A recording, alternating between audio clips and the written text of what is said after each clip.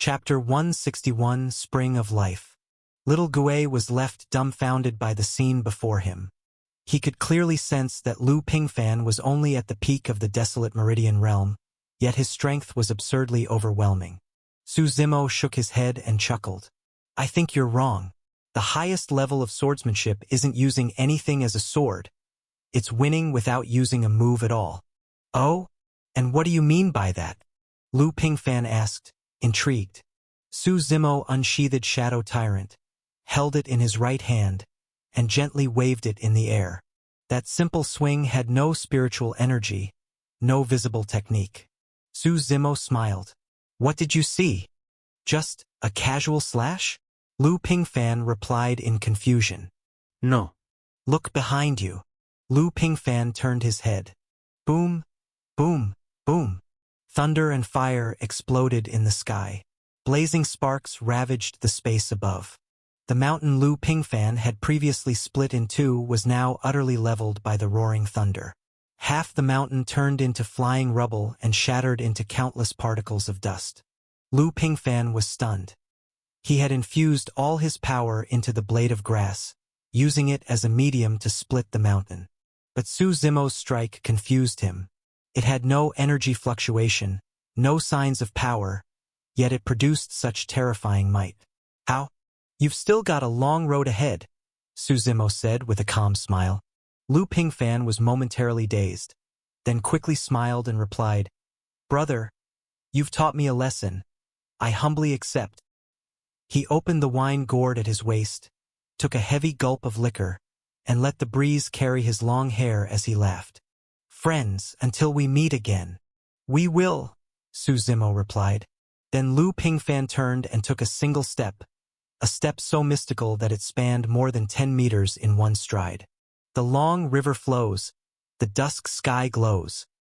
He began reciting that strange verse again, his figure slowly fading into the mountains.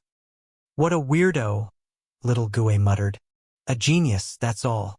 The world is full of prodigies and monsters. Su Zimo replied with a smile. The western region is just a remote corner.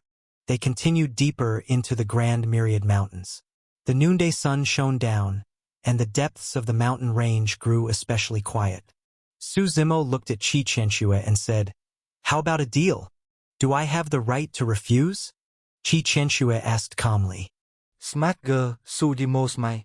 Your ancestor, Grand Emperor Bing Shui, left behind an inheritance, a purple box. If I let you live, you'll give me that box. Qi Qianxue fell silent in thought before replying, I'm just a contender for the Saintess title. I can't guarantee anything. All I can say is I'll try. If I don't become the Saintess, I won't have access to the inheritance. So you want me to help you find a life attribute treasure? Su Zimo said, smiling. I had originally planned to steal the Titan's essence of life, but now, I have no idea where to find one, Qi Qianxue admitted. The others competing for the Saintess title are also strong. If they find one first, it's bad for both of us. I don't have a life attribute treasure on hand, Su Zimo replied. But I can give you one thing, free of charge. What thing? The location of the Spring of Life. Qi Qianxue's expression shifted. The Spring of Life, ranked 10th on the Heaven's Rare Treasure list. She knew that even a Titan's essence of life could at best sustain the formation for another 100 years. Once it ran dry, they'd be back to square one. But if they could obtain the Spring of Life, they could produce life attribute treasures endlessly, a permanent solution. The Spring of Life is located in the Ice Snow Mountains, one of the 10 forbidden grounds, Su Zimo said. The Ice Snow Mountains? Qi Qianxue was stunned. Her Qi clan had deep ties with that place. Their ancestor, Grand Emperor Bing Shui, had achieved enlightenment and ascended there. But that was before the God Emperor appeared. Back then, the Divine Gate didn't exist. Is this information reliable? Qi Qianxue asked seriously. If she could deliver this intel to her clan and they actually found the Spring of Life, her position as Saintess would be all but secured. Would lying to you benefit me? Su Zimo said with a smile. Previously, to prevent Qi Qianxue from escaping, he had sealed all her meridians. Now Suzimo released the seals and cut the ropes tying her. You can go. You're just letting me go? Qi Qianxue was stunned. What's wrong? Aren't you afraid I'll break my word and come back with the Qi clan to kill you? She asked, incredulous. Suzimo smiled, gently hooked a finger under her chin, leaned in close, and said affectionately, Silly girl, of course I trust you. Qi Qianxue flushed slightly and stepped back. If the spring of life is real, I'll keep my promise. Then she mounted her Pegasus. Its silver light flared, and in the blink of an eye, she soared into the sky and vanished. Watching her go, little Gue asked, Senior brother, do you really trust her? I don't trust anyone, Suzimo said with a grin. Then why let her go? Little Gue asked, puzzled. If she gives it to me, it saves the trouble, Suzimo replied. If not, I'll take it from the Qi clan myself, and that won't be so gentle. Little Gue nodded, still a bit confused. No birds in the 1,000 peaks, no trace of man on 10,000 paths. In the deepest parts of the Grand Myriad Mountains, not even a single bird could be seen. The shrubs and bushes grew several meters tall. As Suzimo and Little Gue exited a narrow valley, a thunderous shout erupted outside. Little Gue looked up slightly. On both sides of the valley, hundreds of yellow-clad warriors stood on the ridges, wielding all sorts of weapons and cheering loudly. We're being ambushed, Little Gue muttered. Looks like these guys are from the 100 Beast tribe, just not sure which clan. Seems like the Grand Myriad Mountains aren't going to be peaceful, Suzimo said with a light smile, unfazed. Chapter 162, The Hidden Realm Opens. Aside from the ambushers stationed atop both sides of the mountains, a large group of people also blocked the road ahead of Suzimo and Little Gue.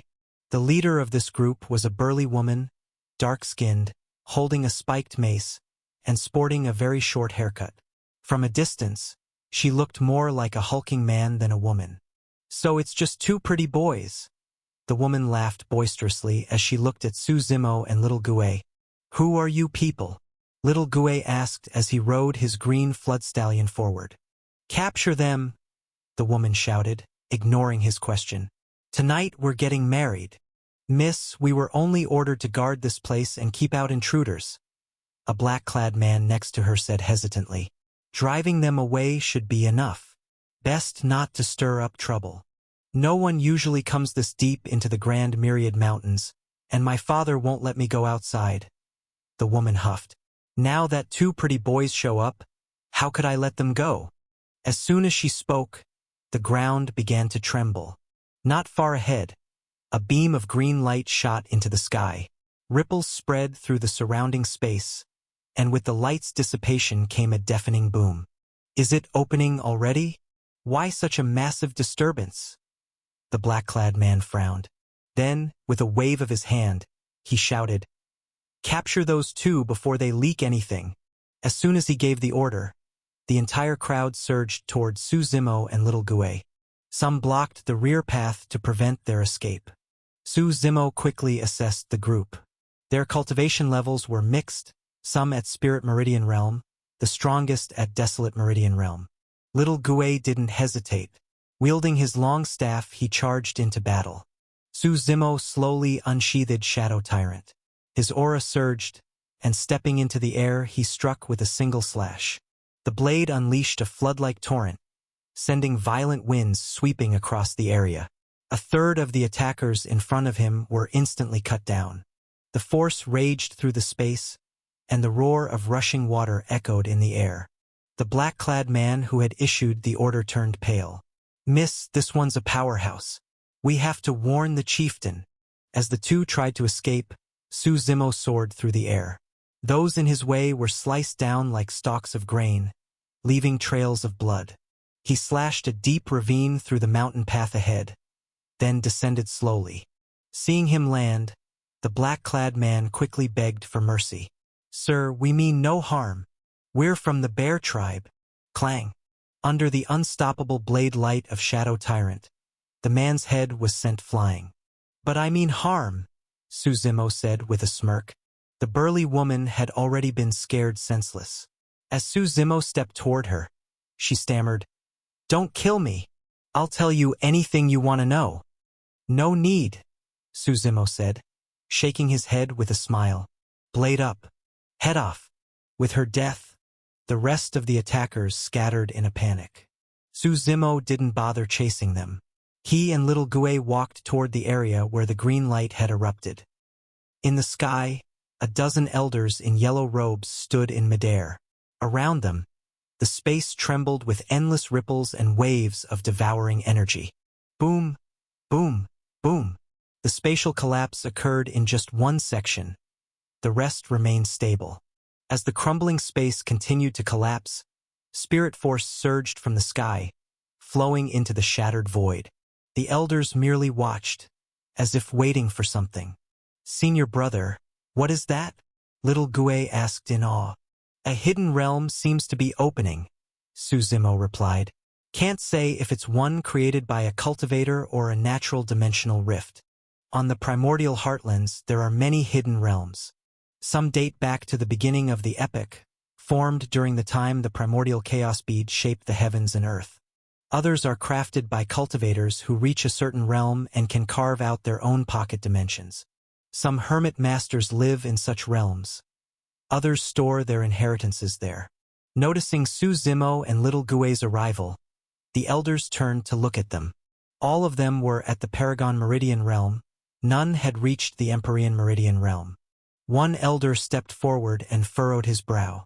Seeing Su Zimo's airborne presence and sensing his own powerful aura, he quickly adjusted his tone and smiled.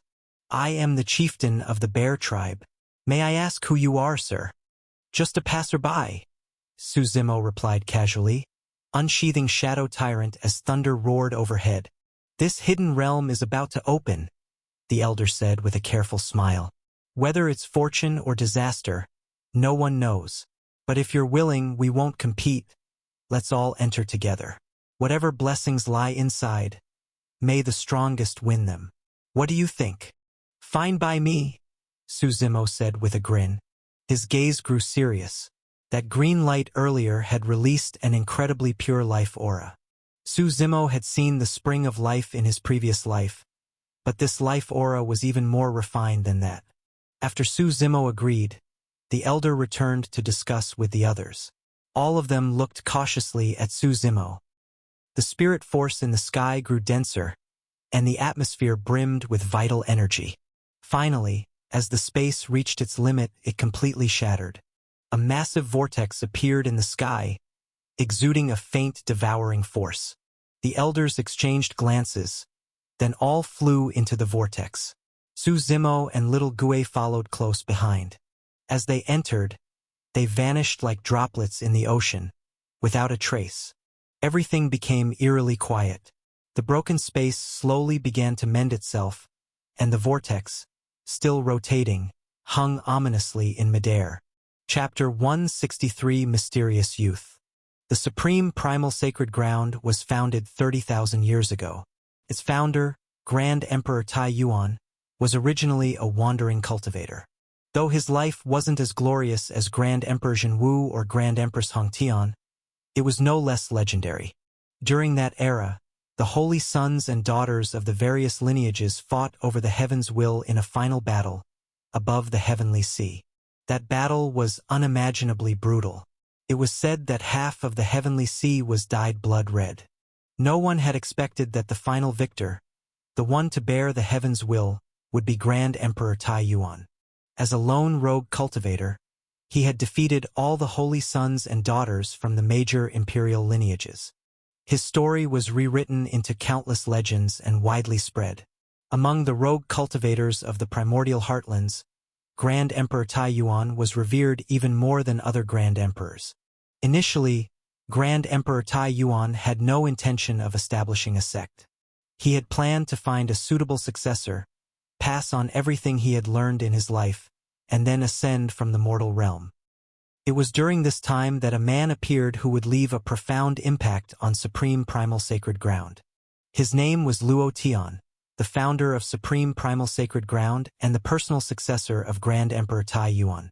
Back then, Grand Emperor Tai Yuan, as a rogue cultivator, shouldered the heaven's will, and was worshipped by countless people, especially because the hardships of rogue cultivators were universally acknowledged. But even though there had been many grand emperors and many rogue cultivators throughout history, very few ever ascended as rogue cultivators. Grand Emperor Tai Yuan was one of those rare exceptions. His successor, Luo Tian, didn't want Grand Emperor Tai Yuan's legacy to fade into obscurity. Yet, he also understood that he lacked the ability to follow the same path, defying all powers and achieving enlightenment on his own. That path was too difficult. Eventually, Luo Tian returned to the core region of the Eastern continent, bringing with him everything Grand Emperor Tai Yuan had passed down, and founded Supreme Primal Sacred Ground. The name Supreme Primal was chosen in honor of Grand Emperor Tai Yuan. No one expected that after several generations of development, the sect would thrive under Luo Tian's leadership. Talents flourished, and vitality surged within its ranks. Eventually, through many turbulent eras, Supreme Primal Sacred Ground produced another man. He stood atop the heavens, bore the heaven's will, and was granted the imperial title Hongyu. With 2 grand emperors in its history, Supreme Primal Sacred Ground became a dominant force in the Eastern continent's core region, a holy land countless cultivators dreamed of joining. It was a rainy late autumn. The sun was nowhere to be seen. Clouds loomed thick in the sky, dark and ominous, casting a terrifying shadow over the land. The chill in the air hinted that a storm was imminent. Yet even in such weather, the base of the holy mountain was ablaze with activity.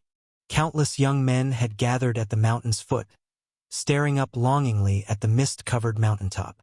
Although they couldn't see the full view of Supreme Primal Sacred Ground, even a glimpse of the massive gate filled them with awe and desire. Today was the sect's day for recruiting servant disciples. As the name suggests, these disciples were mainly brought in to do chores and manual labor. They weren't even considered official outer disciples and held no status or rights in the sect. In the past, many had been beaten to death for failing tasks no one cared. Despite this, countless youths had arrived at the crack of dawn, terrified of missing this narrow chance. Such was the desperation of a rogue cultivator's life. For even the smallest opportunity, they would risk everything. The sect gates slowly creaked open, like hope blooming in the hearts of those waiting below. Recruitment for Supreme Primal Sacred Ground's servant disciples begins now. Form an orderly line and climb the mountain one by one. Any who cause chaos will face the consequences. A white-robed inner disciple stood on the mountain, his voice clear and commanding. As his voice fell, the crowd below quickly formed a line and began climbing. The requirements for servant disciples were low. As long as one's cultivation was passable and they were physically fit, they had a chance. By the time the youths, drenched in sweat, reached the summit, a gentle breeze welcomed them. 2 white-robed inner disciples sat waiting at the top. "Senior brother, my name is Wang Jing. I've come to apply for the servant disciple test," said the first youth earnestly. "What's your cultivation?" one of the inner disciples asked coolly. "Just reached the Spirit Meridian realm," the youth replied and opened his first meridian to prove it. The inner disciple thought for a moment, then said flatly, "Not qualified." "But senior brother, didn't the announcement say Spirit Meridian realm is enough? Why am I not qualified?" the youth asked anxiously. "Because I said so. Keep arguing and I won't be so polite," the inner disciple snapped. Disheartened, the youth stepped aside. The next boy came forward. "What's your cultivation?" the disciple asked again. "Spirit Meridian realm," the youth replied. Smiling, he pulled out a large pouch and placed it in front of the 2 examiners. "Some local specialties from back home. Senior brothers, please take a look." One of the inner disciples opened the pouch. Inside were a dozen spirit crystals. Satisfied, he nodded. "All right, you pass." At that moment, the rest of the crowd immediately understood what was going on. Servant disciples were considered nobodies, so these examiners used it as a chance to extort bribes. Those who had come prepared with spirit crystals were calm and confident. Those who hadn't brought any began to panic. The clouds in the sky grew darker and thicker, and the line of applicants slowly dwindled. Just then, a shabbily dressed black-robed youth arrived at the foot of the mountain. Despite the worn and messy clothes, the boy's face was strikingly handsome. His bright eyes shone with hope and resolve, though deep in those eyes, there was a flicker of hatred. 3 years. I nearly died 9 times. Who'd have thought I'd return here again? He clenched his fists tightly and looked up at the majestic sect. He sneered slightly, then quietly joined the end of the line. Soon it was his turn. The inner disciple looked at his attire and frowned. "What's your cultivation?" "Meridian Forging Realm," the youth said with a smile. The disciple looked surprised. He sized the boy up, then said coldly, "Not qualified." "Big brother, I understand what you mean," the boy replied calmly. "I don't have spirit crystals now, but if I get in, I'll give you my entire monthly resource allotment." Chapter 164 Jiang Macho. Upon hearing the boy's words, the white-robed inner disciple sneered. He kicked the boy to the ground and said coldly, "Servant disciples get 2 spirit crystals a month. Why would I care? If you don't have spirit crystals, get lost. Don't block the others from testing." Even after being kicked, the boy wasn't angry. He quickly stood back up with a smile and said, "Senior brother, just give me a chance. I'll repay you however you want, like a horse or ox. There are plenty of people willing to be my horse or ox. Who do you think you are?" The inner disciple's body surged with spiritual energy, and the pressure of a true Meridian Realm cultivator radiated from him. He punched the boy hard in the stomach. The boy groaned and was sent flying. "What's going on?" A calm and clear voice rang out from behind. The white-robed disciple quickly turned and saw a group of cultivators exiting from within Supreme Primal Sacred Ground. Every one of them wore white robes and radiated powerful auras. At the head of the group was a young woman. Her robe differed from the others. Its white was purer, embroidered with drifting clouds. Seeing her step forward, the inner disciple quickly explained, "Senior Sister Jiang, this person was disrupting the assessment. I was just teaching him a lesson." With her appearance, the servant disciples nearby burst into whispers. "Who is this Senior Sister Jiang?" someone asked curiously. "Her full name is Jiang Lily, a core disciple of Supreme Primal Sacred Ground," said someone who had done their homework. "And not just a core disciple. She's also the Tao companion of the Sacred Lord's son, Fu Tianming. She's got serious status." "I heard a rumor," someone else whispered. "They say Senior Sister Jiang was actually forcefully taken into the sect by Fu Tianming." Hearing the murmuring around them, the inner disciple frowned and snapped, "Silence!" Immediately, the crowd fell silent, not daring to speak. Jiang Lily nodded, about to leave, when her gaze unintentionally fell on the black-robed youth nearby. In that moment, her body froze, visibly trembling. She stared in disbelief and called out, "Macho, is that you?" The boy, Jiang Macho, had just gotten back to his feet. Hearing someone call his name, he quickly turned around. When he saw her familiar face, his voice trembled as he cried out, "Sister! Macho, it's really you?" Jiang Lily still looked stunned. "Where have you been all these years? I thought I'd never see you again. After I escaped that year, I've just been wandering on my own. I only just made it back today," Jiang Macho replied.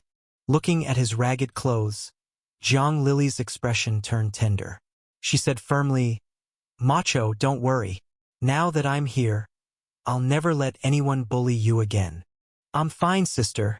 Jiang Macho forced a smile, but then his expression twisted, and he asked with hatred, "Did that bastard do anything to you?" "What bastard?" "That's your brother-in-law." Jiang Lily immediately pulled him aside and whispered, "Sister, what are you saying? Have you forgotten what happened back then? He took you by force." Before he could say more, Jiang Lily interrupted him with a calm face. "Macho, let the past stay in the past. He's my Tao companion now, and your brother-in-law. So you expect me to call our father's killer my brother-in-law?" Jiang Macho's tone turned icy. "I know it's hard to accept right away, but you need to let go. Jiang Lili said softly after a pause. If Father were watching from above, he would just want us to live well. Think about it. He's the sacred Lord's son. With him around, you'll have anything you want in the sect. You've changed, Jiang Macho said after a long look, voice heavy. Everyone changes, Jiang Lili replied. At first, I did hate him. I wished I could cut him to pieces. But later, I realized how naive I was, how narrow my worldview had been. Here in Supreme Primal Sacred Ground, I've seen and gained things I never dared dream of. I like this life. Why wouldn't I? Your life is your own. I won't judge your choices. But I'll never forget that he killed our father, Jiang Macho said through gritted teeth. You're being childish. You can't beat him. He's the crown prince of the sacred ground. Just look at you. What do you have to fight with? She sighed. Be smart. Let go of the hatred. Come with me into the sacred ground. With my influence, no one will touch you. Whatever cultivation resources you want, I'll give them to you. Isn't that a better life? No need, Jiang Macho said calmly. Everything I want, I'll earn with my own hands. I only know one thing. There's no such thing as a free meal in this world. With your own hands? Jiang Lili laughed and shook her head. It's been 3 years. What have you earned? Aren't you just here today to become a servant disciple? Jiang Macho went silent and turned his head, saying nothing more. If you insist on doing it your way, I won't stop you, Jiang Lili said. Then she turned to the inner disciple and said, Give him a servant disciple spot. Yes, yes, the disciple quickly nodded. Enjoy your miserable life among the lowest of the low, Jiang Lili said. When you've had enough and want to give in, you can come find me. I never will, Jiang Macho replied, voice raspy but filled with unshakable resolve. Jiang Lili looked at him deeply for a moment, then said to the disciple, Don't give him any special treatment. Treat him just like the rest. The disciple nodded again. As Jiang Lili walked away, Jiang Macho looked after her, grief clouding his eyes. His fists clenched, released, then clenched again, repeating several times before he let out a long, bitter sigh. They say the heart never forgets its first promise. But once someone leaves, sometimes they never return. The storm clouds overhead, long brooding in silence, finally exploded with a crack of lightning, unleashing a torrential downpour.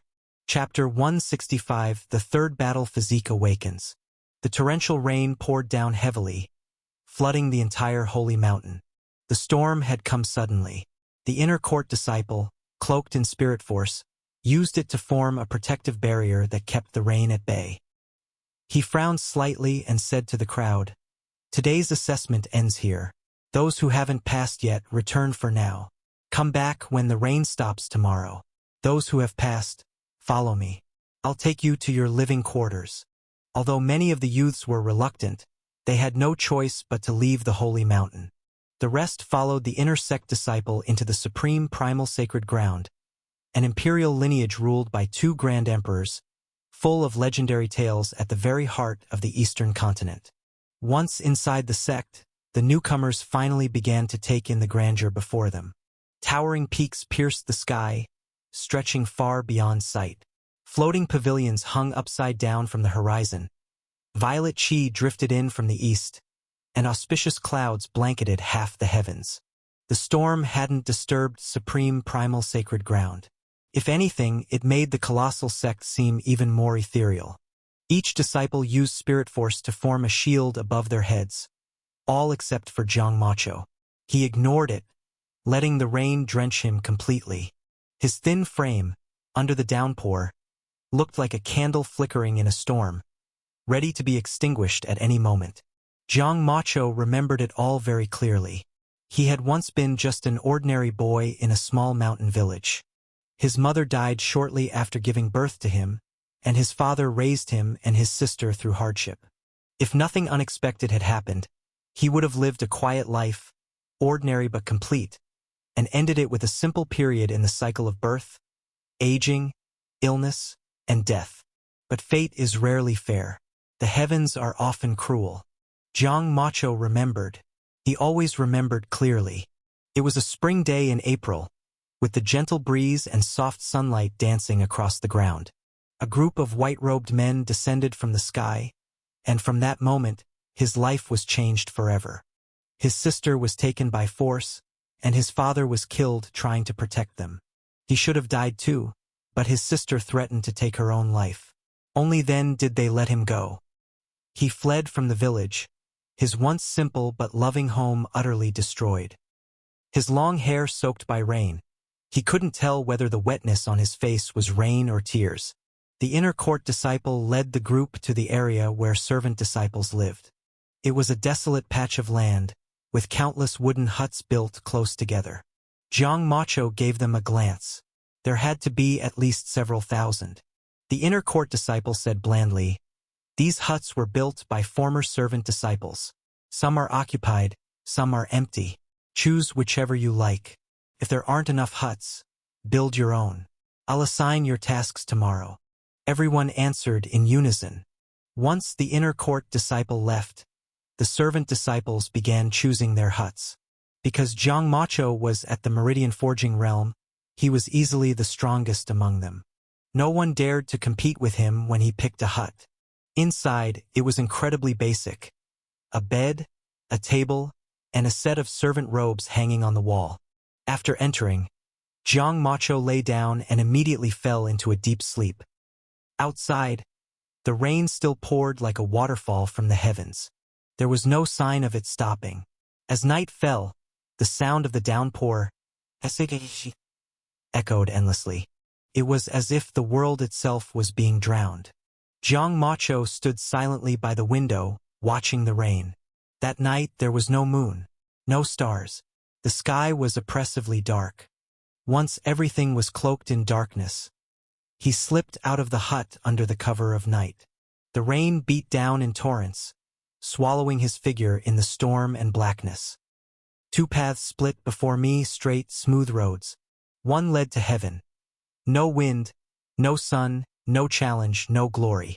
The other blazed with fire and led to hell. A blood-red sky, a land full of suffering, where fate was bleak and cruel. But I, a mere mortal, walked through the flames, enduring the searing heat. With fists in my hands, I shattered the heavens, destroyed hell, and carved out a path for myself, Jiang Macho. Leaving the servant disciples' quarters, Jiang Macho carefully navigated through wind and rain, arriving at an unremarkable hillside within supreme primal sacred ground. He stood at the base, his entire body soaked. Slowly, he pulled out a compass-like object, deep blue and circular with a pointer inside. The pointer aimed directly at the foot of the hill. He put the compass away, then drew a shovel from a hidden storage ring. With spirit force surging through his hands, he began to dig.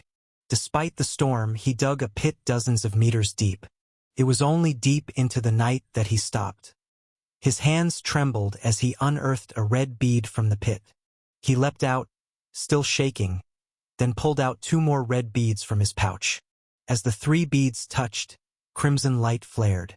It looked like 3 balls of blazing flame, slowly merging together. The story seemed to return to the past, when the boy fled his village in despair. He wandered without direction, unsure what to do or where to go. He dreamed of revenge, but how could a simple village boy challenge an imperial lineage led by 2 grand emperors? He stumbled through life until one day, while being chased by a beast, he leapt into a nearby river. The water was clear. The beast roared at the riverbank, then left. He thought he had escaped, but he couldn't swim. The raging current dragged him under. As he lost consciousness, he accidentally slipped into an underwater cave. There, he found the first red bead and the blue compass that could lead him to the rest. Following its guidance, he found the second bead in a hidden secret realm. There was a formation guarding it. Though he obtained the bead, he was trapped inside for over 2 years. Fortunately, the realm had enough supplies to sustain him. 2 years later, the formation's energy ran dry, and he escaped. He followed the compass again, and to his surprise, the third bead was hidden within supreme primal sacred ground itself. The third-ranked battle physique, Scarlet Flame Imperial Physique. He looked at the merging beads in his hands, feeling the immense power within. Jiang Macho slowly lifted his head, eyes sharp and deep. I will walk alone. Yet who in the world will not know my name? Chapter 166 Scarlet Flamme Impériale Physique. As the 3 red orbs in Jiang Macho's hand merged, an extraordinary crimson flame burst forth from within. This flame seemed capable of birthing all things, crackling with explosive energy. Once the 3 orbs completely fused, a brand new orb appeared in Jiang Macho's hand. Its color turned an even deeper blood red, and within it blazed fierce flames, a fire that seemed to annihilate the world itself. Jiang Macho knew this wasn't the place to fuse with the battle physique. Under the cover of night, he left Supreme Primal Sacred Ground. Deep within a hidden cave in the mountains, Jiang Macho camouflaged the entrance with tree branches, then took out the crimson orb. He swallowed it in one gulp. It burned like fiery liquor sliding down his throat, and his face flushed bright red. He felt a powerful wave of flame surge through his throat into his stomach, his entire body burning with intense heat. Sweat poured from his skin, only to instantly evaporate, white steam rising from his body. His skin turned scarlet. Not just his skin, his hair and eyes also became fiery red. His hair looked like a mass of flames. Even his breath came out as pure white vapor. Slowly, Jiang Macho lifted his head. Deep violet flames radiated from his body, annihilating the surrounding space. Once the Scarlet Flame Imperial Physique was fully fused, Jiang Macho felt an unprecedented surge of power. He casually clenched his fists and punched the air. A 1-meter-wide black hole ripped open the space in front of him. Stepping out of the void, Jiang Macho glanced in the direction of Supreme Primal Sacred Ground. Now that he had found the 3rd orb, there was no longer any reason to remain there. Just wait. Even if you stand like untouchable gods in the sky, proud and invincible, there will come a day when I drag you down from your lofty divine thrones into the dirty mud, and make you taste the bitterness of defeat, as I crush you beneath my feet. Jiang Macho gave one final look, then turned and walked in the opposite direction. As Su Zimo entered the vortex, his vision flipped violently. Waves of spatial distortion rippled around him. Drawn in by the vortex's suction, the group was transported into the hidden realm. After a long period of darkness, their sight finally cleared. It was a vast forest, with countless trees rooted deep into the earth. What shocked him most was that every tree trunk was so wide it would take over a dozen people linking arms to encircle one.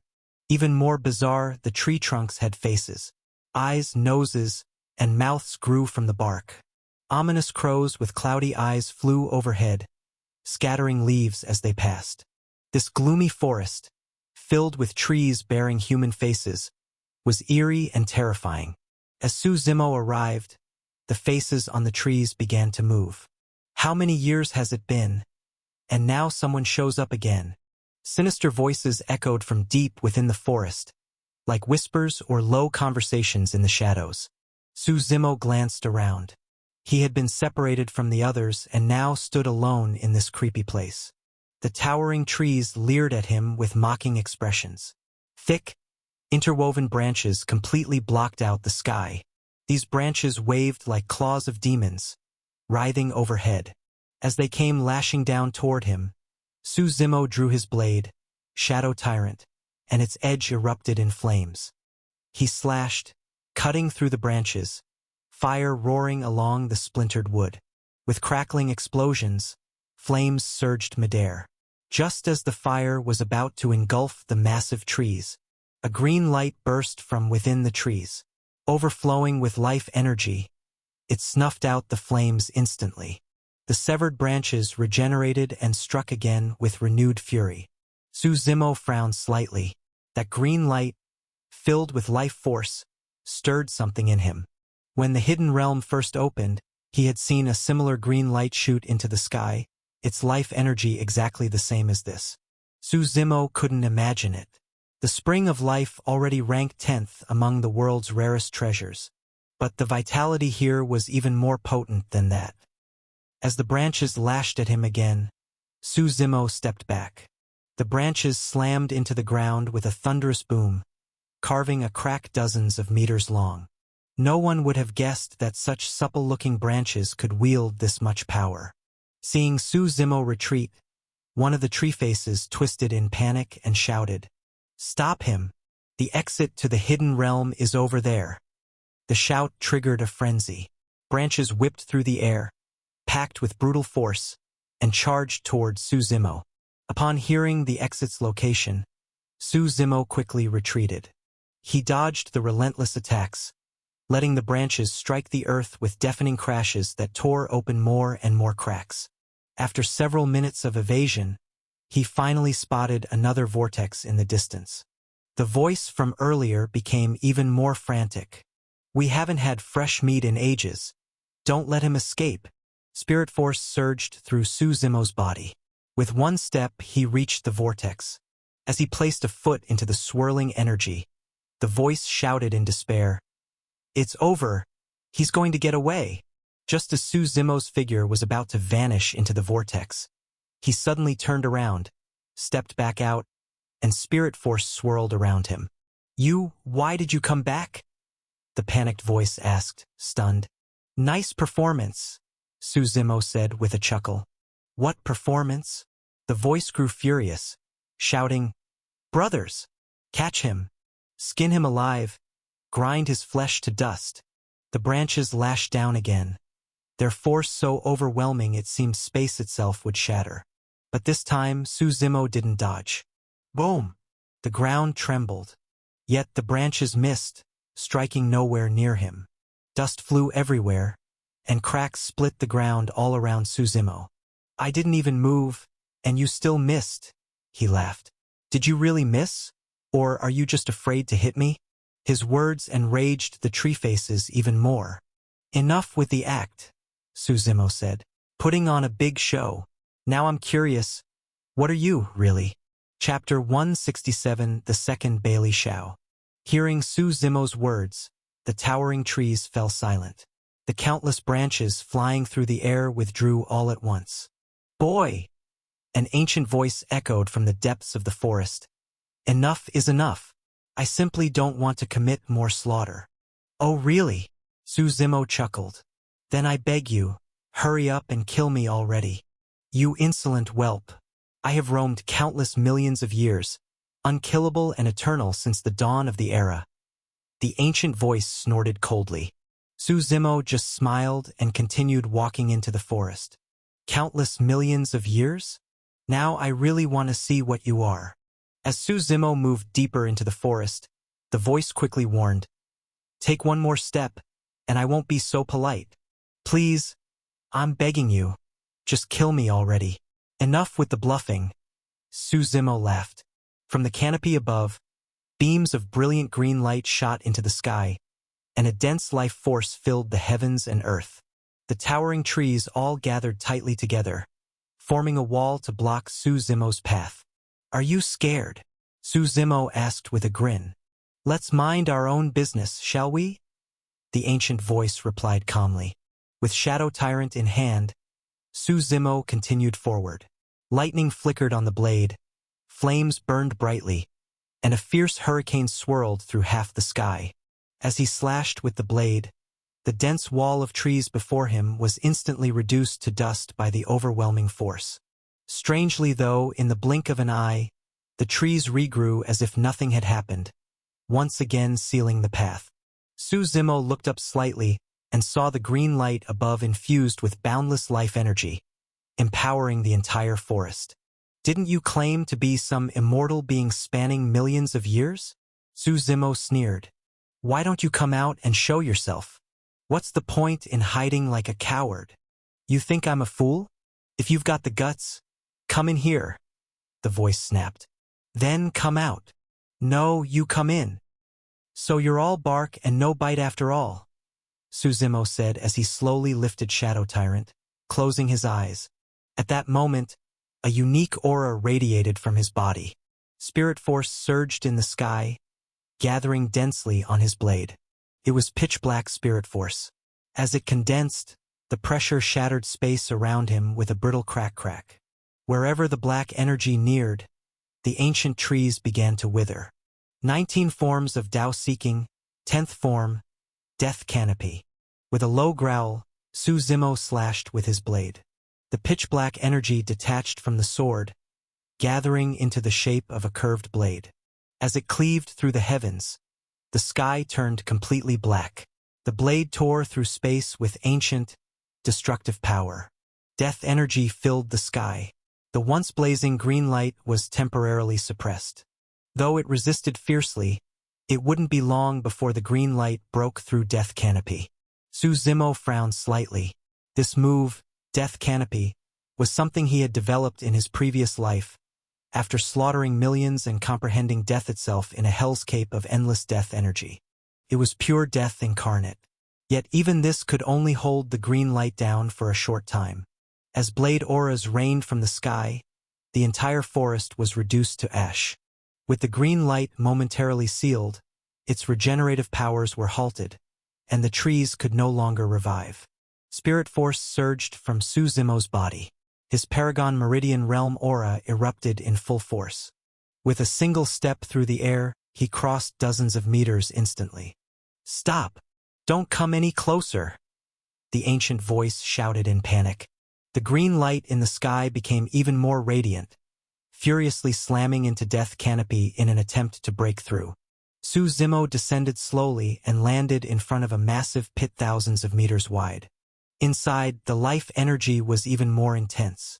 He jumped down into the pit, where pale green light glowed all around him. At its center, something seemed to be enveloped within the light. As he approached, Su Zimo discovered it was a leaf. The astonishing green light, richer in vitality than even the spring of life, was emanating from a single leaf. Su Zimo stared in disbelief.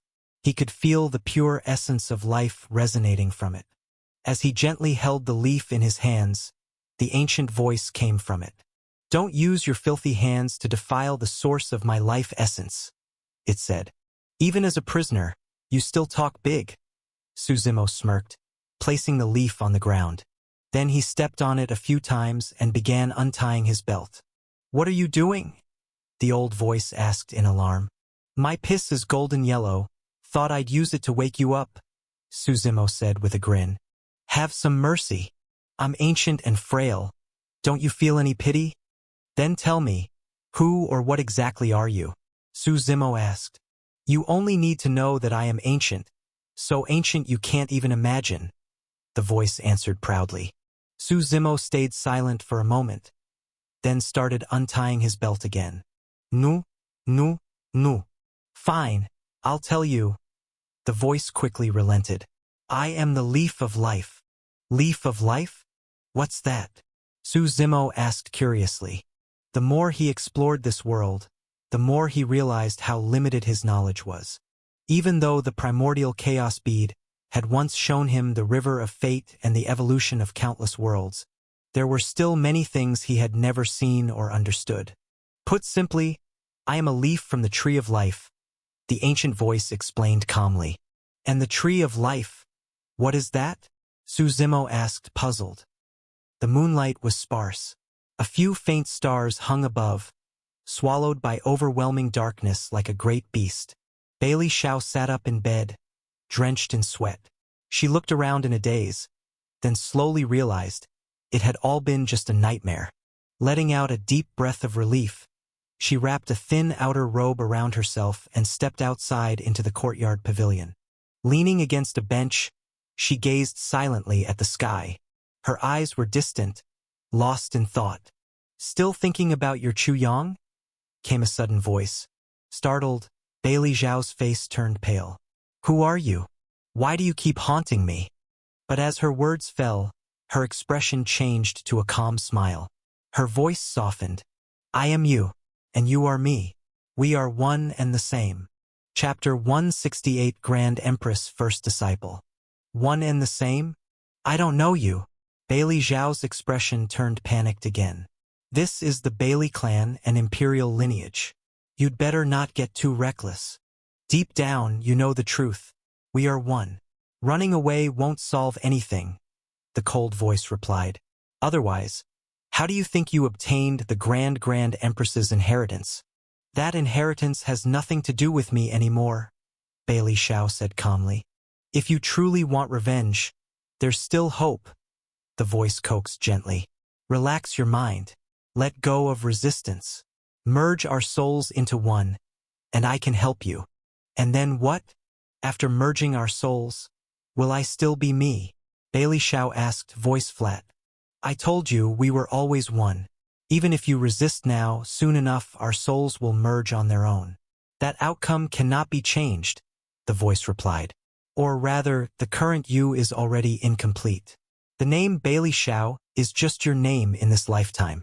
Your true name is Lin Yuqing, the Jade Purity Immortal.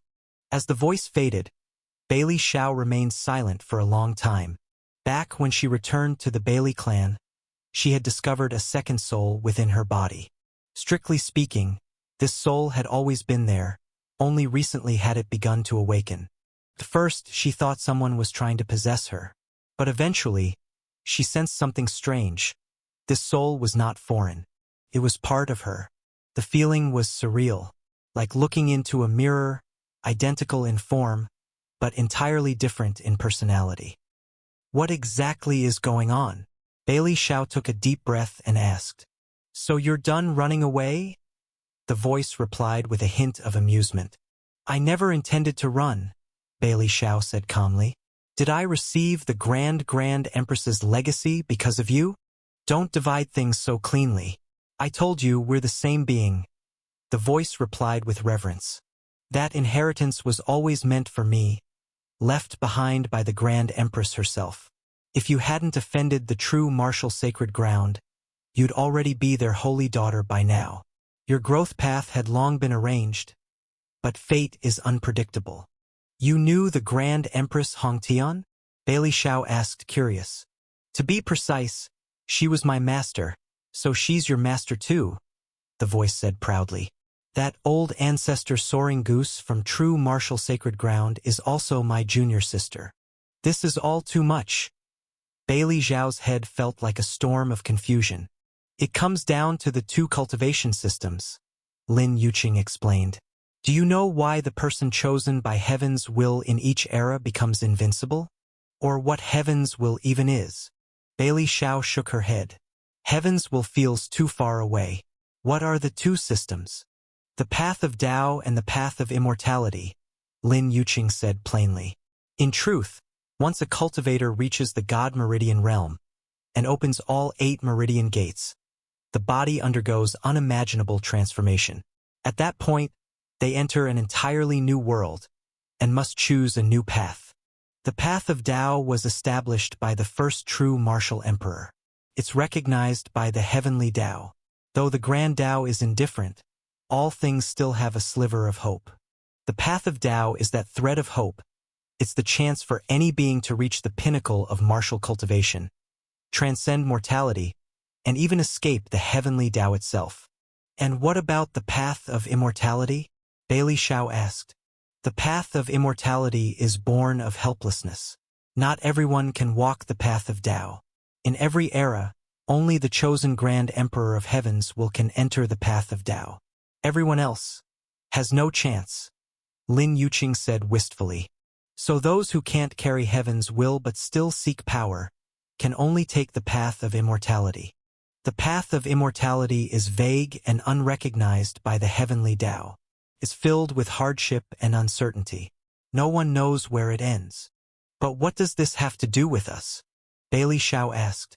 I once followed the Grand Empress and defied the heavens as her top general. I witnessed her inherit Heaven's will firsthand, Lin Yuqing said with emotion. Though I fought by her side, even I wasn't qualified to walk the path of Tao. I was unwilling to accept that. In the end, I chose the uncertain path of immortality like everyone else. At my request, the Grand Empress paid a steep price to reincarnate me and passed her legacy down to me. So, I'm just your reincarnation in this life, aren't I? Bailey Xiao asked quietly. That's one way to see it. You're still in control of this body because my soul hasn't fully awakened yet, Lin Yuqing said. But I am the true consciousness, you're just a secondary one. Once I fully awaken, the name Bailey Xiao will vanish. Only Lin Yuqing will remain. Hearing that, Bailey Xiao fell into another deep silence. She let out a bitter laugh and said, "So I was never meant to exist in this world to begin with. I wasn't supposed to awaken so early," Lin Yuqing said coolly. "But your soaring immortal physique was stolen. In this new life, I'm meant to carry the heaven's will and walk the path of Tao. Losing that body severely affected my ability to bear the heaven's will. I can't allow you to keep messing around." "Messing around? What did I do wrong?" Bailey Xiao laughed, full of defiance. "From the start, it was Su Zimo who came after me for no reason. Even Chu Yang, he died at his hands. I don't get it, why does he hate us so much?" "So what do you plan to do now?" Lin Yuqing asked. "I'll do everything I can to destroy true martial sacred ground. And if I can't, then at least I'll kill Su Zimo to avenge Chu Yang." Hatred burned in Bailey Xiao's eyes. She clenched her teeth in fury. "The sacred ground is the Grand Empress's lineage. I won't let you destroy it," Lin Yuqing said coldly. "If I hadn't awakened, fine. But now that I have, I'll return to the sacred ground, find junior sister Soaring Goose, and reclaim my soaring immortal physique. The sacred ground will support me in carrying heaven's will. Once I ascend to Grand Empress, I'll protect them in return. After all, it was the Grand Empress who gave me this chance." "Then we walk different paths," Bailey Xiao said, rising to her feet as the night breeze lifted her robe. "Right now, I still control this body. Whether or not we are one, I only know this. My name is Bailey Xiao." Chapter 169, Fierce Battle. What can you possibly use to go against the true martial sacred ground? Your soaring immortal physique has been taken, and your cultivation has fallen back to the Meridian Forging realm, Lin Yuqing said. "Even if the Bailey clan wanted to help you, I doubt they have the strength. But I have a good idea. You might want to consider it." "What idea?" Bailey Xiao asked after some thought. "You absolutely cannot touch the true martial sacred ground. The Grand Empress lineage is also my lineage, and I need their support," Lin Yuqing said. "But I can help you get rid of that boy, Su Zimo." "What would I have to pay for that?" Bailey Xiao asked. She knew nothing in this world comes free. "Relax your mind and allow our souls to fully merge. Let me awaken completely ahead of time and take control of this body," Lin Yuqing replied. "Think it over. Even if you say no now, one day I'll take control anyway. It's just a matter of time. But when that time comes, I might not be willing to help you get your revenge." Hearing this, Bailey Xiao slowly lifted her head and stared into the dense darkness ahead. She sank into deep silence. She only remembered how thick the night had been that evening, with a soft breeze brushing through the courtyard pavilion. She never expected things to reach this point.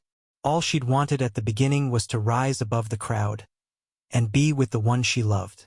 The darkness around her roared like a beast, silently devouring her whole.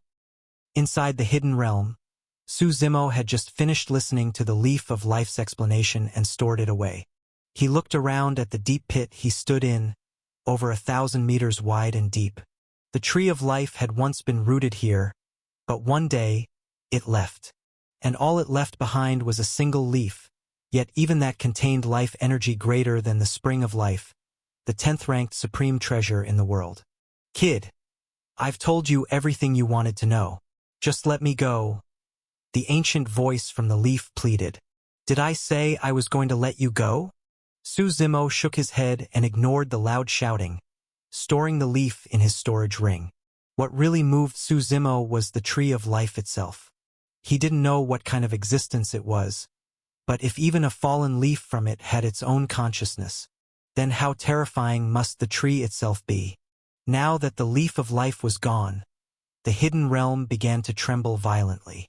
Explosions erupted around him. The fearsome trees with human faces began to wither without the leaf's support. They had lived here for ages, drawing strength from the leaf. It had allowed them to help scare off intruders. Now that they were dying, countless cracks began splitting the realm. Eventually, with a series of thunderous explosions, The entire hidden realm shattered like broken glass. Su Zimo felt himself become weightless as the realm fully collapsed. His Paragon Meridian realm aura surged. He stepped into the air and flew out through one of the cracks. Not long after, he looked back to see the entire realm reduced to rubble. Outside the hidden realm, more than a dozen elders from the bear tribe had been standing watch for some time. By now, little Gue had already been subdued. These elders radiated overwhelming pressure as they saw Su Zimo fly out. Their auras locked onto him instantly, forming a dense wave of pressure that pushed down on him. "Gentlemen, what's the meaning of this?" Su Zimo asked with mild interest. "Hand over what you found in the hidden realm, and we'll let you walk away," the leading elder said loudly. "And what if I say I didn't get anything?" Su Zimo asked. "Then hand over everything you're carrying," the elder replied. Su Zimo chuckled, drew Shadow Tyrant, and slashed without hesitation. "A bunch of ants? And you dare to rob me?" Endless thunder fell from the heavens. The elder raised both hands, spiritual energy surging. A bear-shaped phantom flickered behind him. He caught the divine lightning in his hands. The bear roared in fury. Though he managed to block the lightning, the overwhelming force of Su Zimo's blade still blasted him backward. He crashed to the ground, smashing a small crater into the earth. With a roar, the elder flew out of the pit, hair a mess, clothes tattered, eyes full of caution as he looked at Su Zimo hovering above. "This guy's no rogue cultivator. He's definitely from a powerful sect," the elder muttered. The other elders frowned deeply. One of them snorted coldly. "That just means we definitely can't let him go. Relax. No one's leaving alive today." Su Zimo smiled as he raised his blade. His figure blurred like a flash of light, killing intent streaking down from the sky. "My favorite thing is cutting down so-called geniuses. Before you've even had time to grow, you're nothing." The dozen elders unleashed their peak Paragon Meridian realm auras. The entire space rumbled. Each elder summoned a bear phantom, heavy pressure and yellow spiritual energy pouring from their bodies. Su Zimo laughed softly and activated the first 10 forms of the 19 forms of Dao Seeking. A single blade strike swept down from the sky. Gales roared. The blade of slaughter carried endless crimson killing energy, flooding the skies. Wind and clouds turned into a massive dragon that roared above the horizon. Heaven and earth split in two. The death canopy fell, cloaking the sun with an aura of pure death. In that moment, 3 elders were reduced to nothing but blood mist. The mist scattered in midair. Several others were badly wounded, falling to the ground bleeding. The land split open into a bottomless chasm, blood seas boiling within, lightning crackling. The bear tribe's chieftain stood dumbfounded, eyes wide. His heart pounded wildly, as if 100,000 divine beasts were stampeding inside. Why are we both in the Paragon Meridian realm? Yet you're this strong?" Seeing so many elders either dead or wounded, the chieftain snapped out of it. He stepped forward and grabbed little Gue by the neck. Spirit force surged through his hands as he looked at Su Zimo, voice trembling. "Let me go and I'll release him. I don't want anything else. I hate being threatened the most." Su Zimo shook his head and walked toward him slowly. "Little Gue, rest easy. I'll avenge you." Chapter 170, Stepping Upon a Lonely Path. The elder's hands surged with spirit force and struck violently at little Gue's right leg. With a crack, the leg was completely shattered. Little Gue let out a muffled groan, gritting his teeth to keep from screaming. He shouted towards Su Zimo, "Senior brother, don't worry about me. In the next life, I'll still follow you. Andai Su Zimo not dead. Go in peace. The pain he gave you, I'll repay him 1,000-fold. Don't come any closer," the elder shouted in panic, retreating several steps while warily watching Su Zimo. "Or I'll break his other leg." "And what's that got to do with me?" Su Zimo asked with a curious look. "Aren't you 2 brothers? Don't you care if he lives or dies?" the elder asked in disbelief. "I never meant to kill him. Just let me go and I'll release him." "So what if we're brothers?" Su Zimo replied, shaking his head. As the saying goes, better him than me. He stepped forward, his aura surging like a tide. His blade, Shadow Tyrant, crackled with thunder and fire as it tore through the air. Staring at the elder, Su Zimo smiled. Have you ever felt death? The kind where you can't live and can't die, trapped in agony. As the light of the blade intensified, the elder's face filled with desperation. His voice trembled. You really don't care whether he lives or dies? Before his words could even finish, the blade's radiant energy burst forth with a brilliant flash, streaking down from the heavens. Madman? The elder whispered, his face pale. The blade moved too fast, he had no time to dodge. In that moment of panic, the elder shoved little Gue in front of him, trying to use him as a shield against the incoming slash. Just as the blade was about to strike little Gue, a dragon's roar echoed across the sky. Draconic storm. In midair, the blade energy transformed into a colossal dragon. Its roar shook the heavens. Endless spirit force surged as the dragon, seemingly sentient, deliberately swerved to avoid little Gue and charged straight at the elder. The elder's own energy erupted.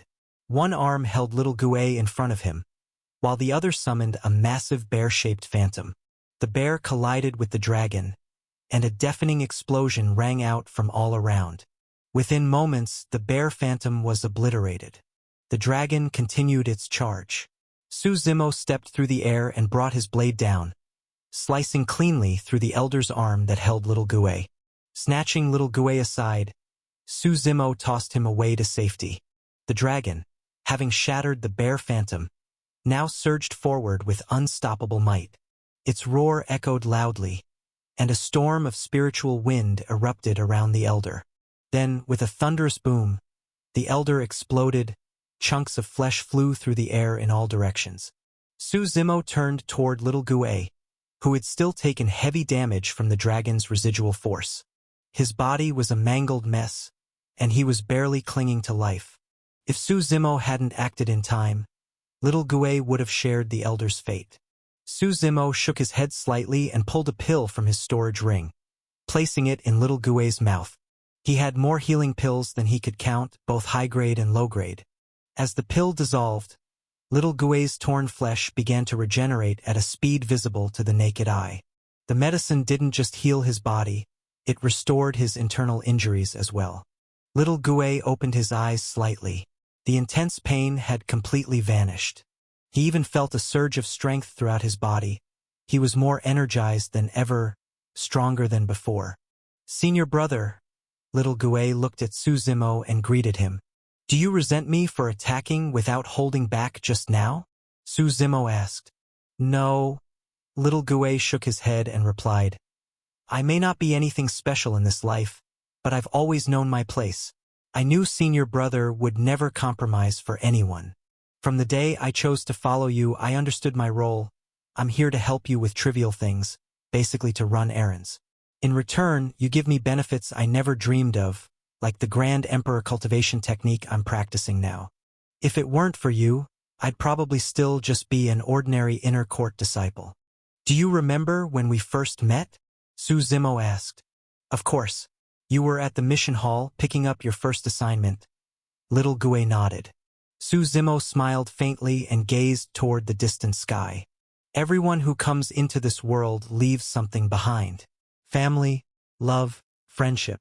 Sometimes I wonder, am I too cold-hearted? Should I open up and let others into my world? He let out a soft laugh and went quiet for a while before speaking again. But deep down, I have this feeling, a strange premonition I can't explain. Tells me that in this life, I'll walk alone.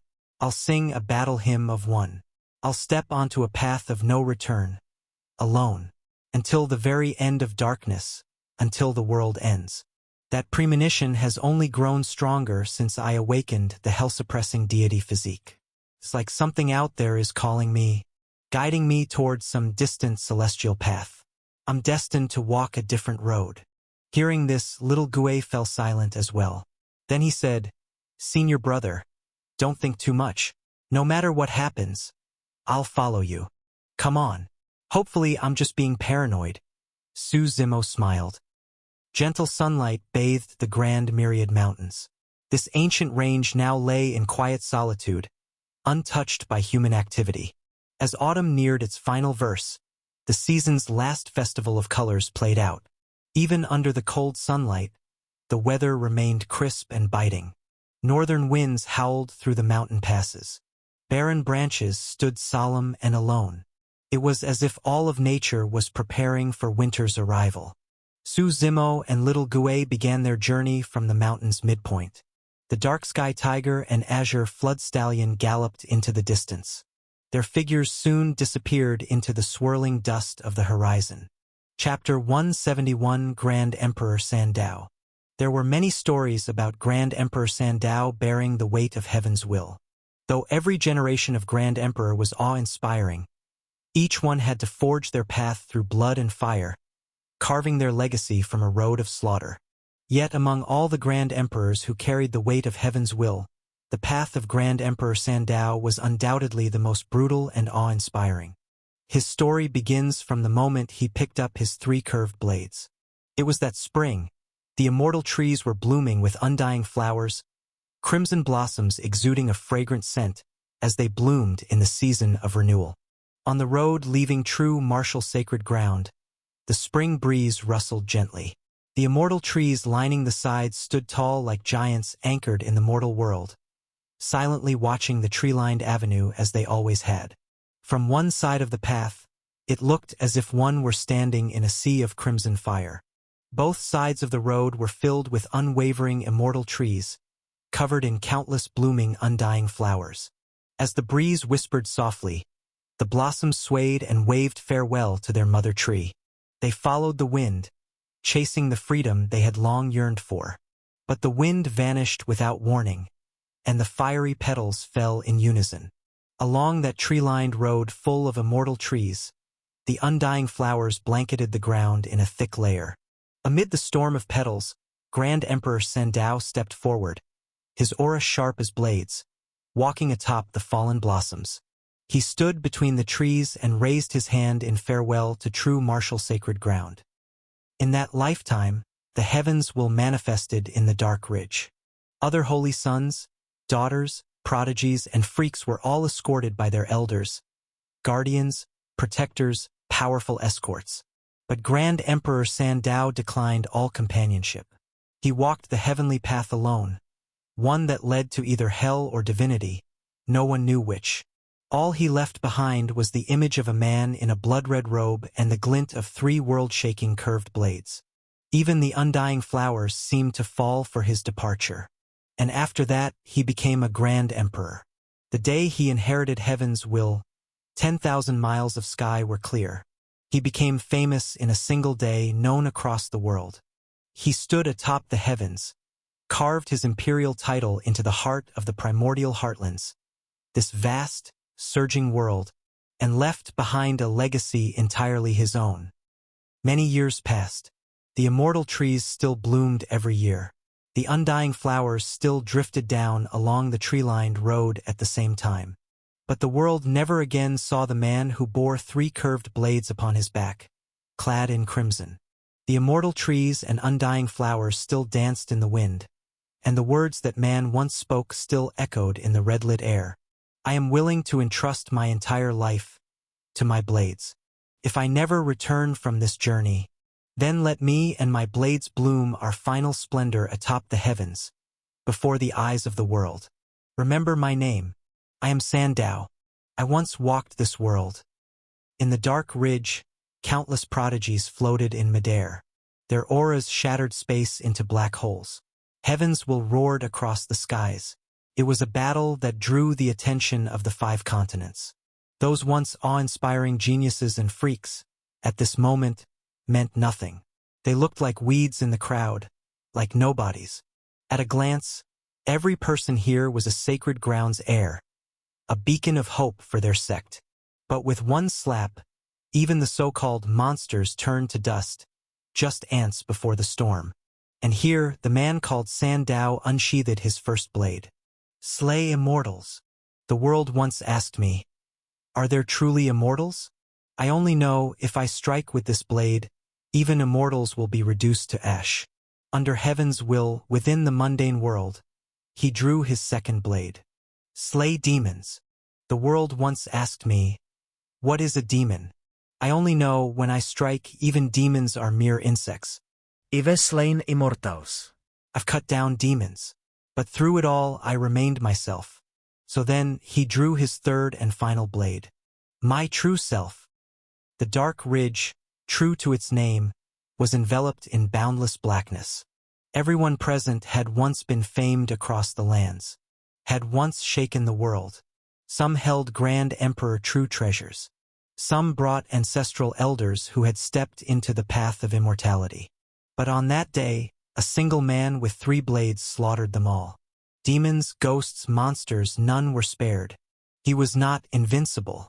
He was not untouchable. He was knocked down again and again, yet he always stood back up. Just like in that spring when the undying flowers bloomed, he made a vow.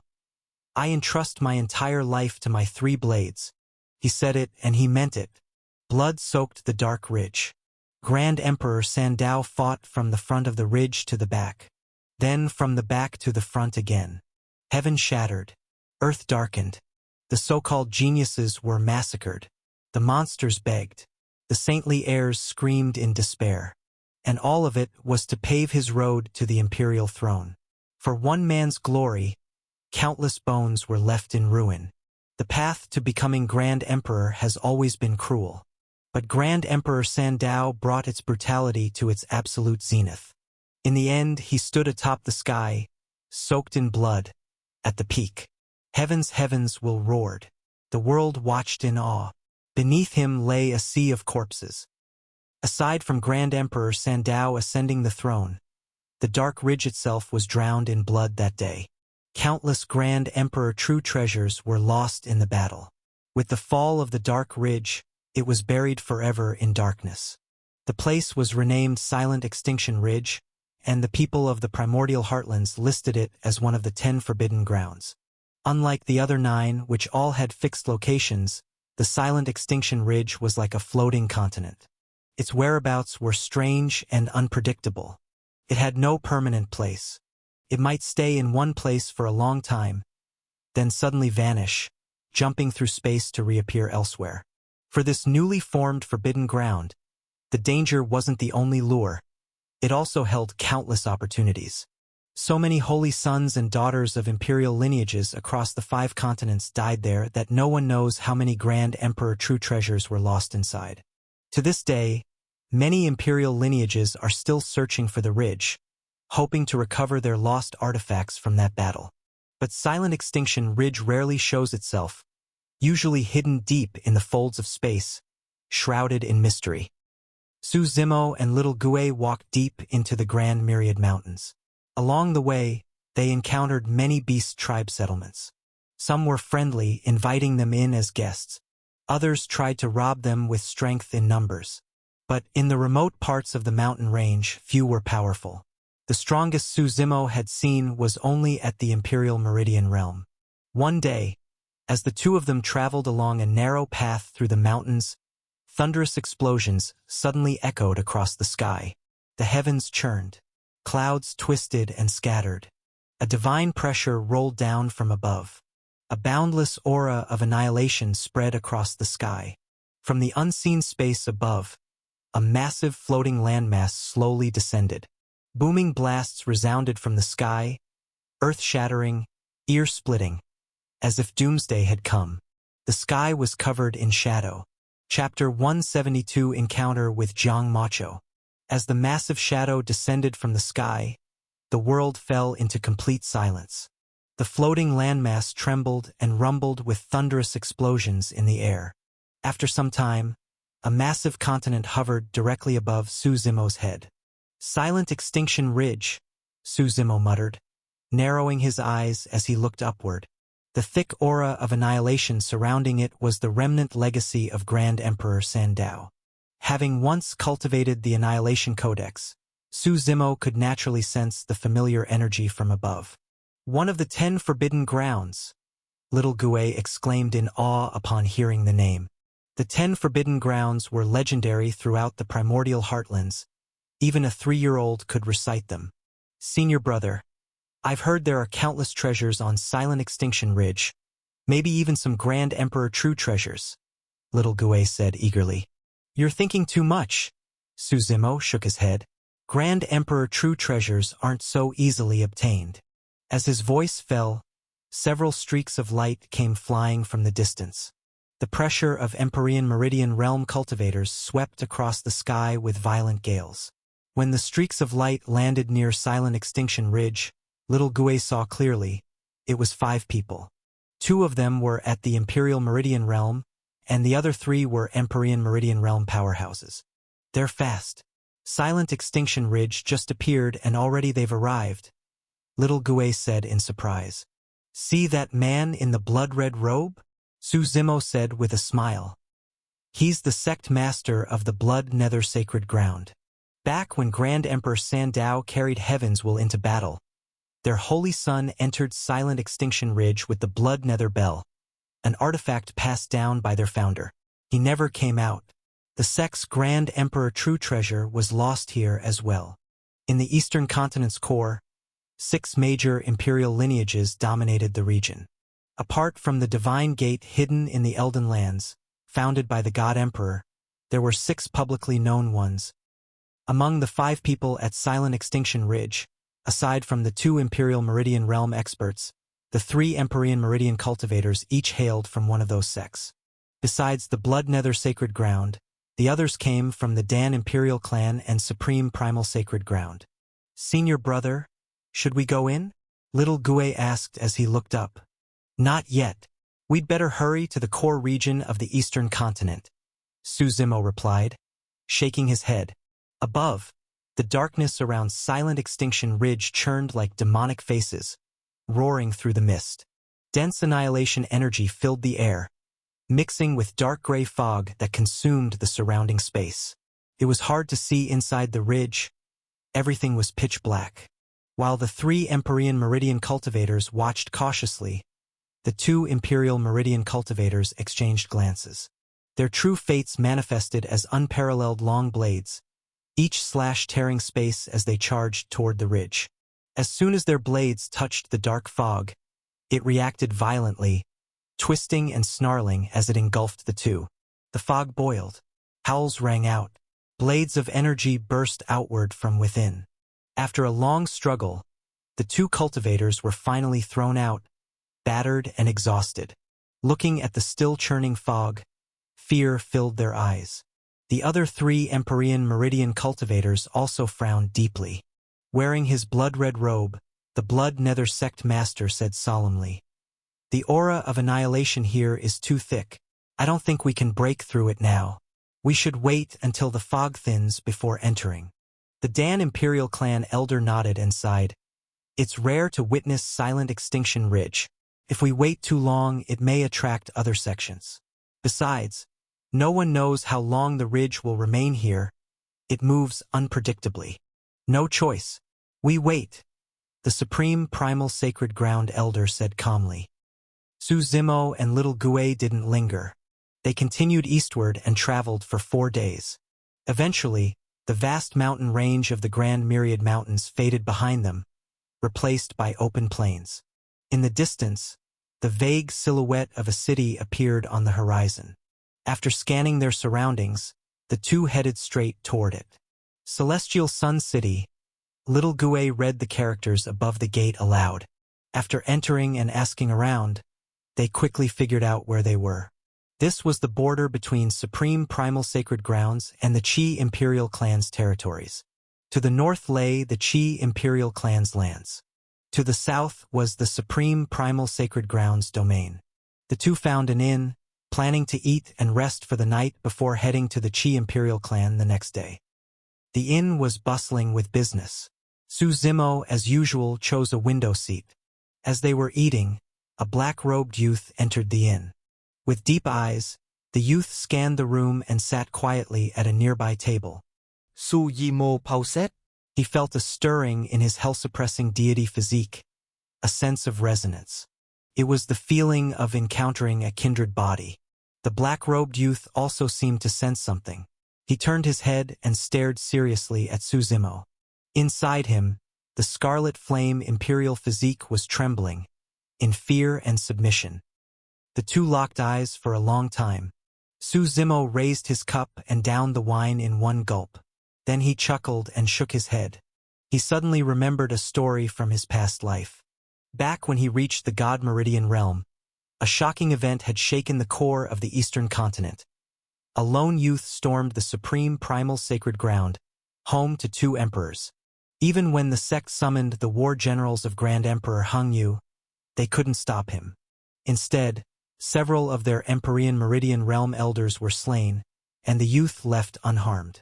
That youth was the holder of the third strongest of the 100 battle physiques, the Scarlet Flame Imperial Physique.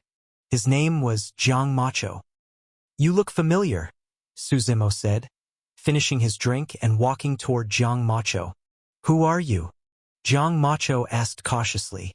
"Do you want revenge?" Su Zimo asked, eyes gleaming with curiosity. Chapter 173. I could not resist myself from killing you. Hearing Su Zimo's words, Jiang Macho's expression changed slightly, but he quickly calmed himself and replied coolly, "I don't know you." "That doesn't matter," Su Zimo said. "But how about we make a deal?" "I have nothing to trade with you," Jiang Macho replied flatly. "No, you do." Su Zimo leaned in slightly and whispered, "The third battle physique, the Scarlet Flame Imperial Physique." The moment those words landed, Jiang Macho's aura exploded. He stared intensely at Su Zimo. The Scarlet Flame Imperial Physique. He had spent 3 grueling years gathering the components for it. How could this stranger possibly know? "Relax. I'm not your enemy," Su Zimo said. "You help me with one thing, and I'll give you a chance to become truly powerful.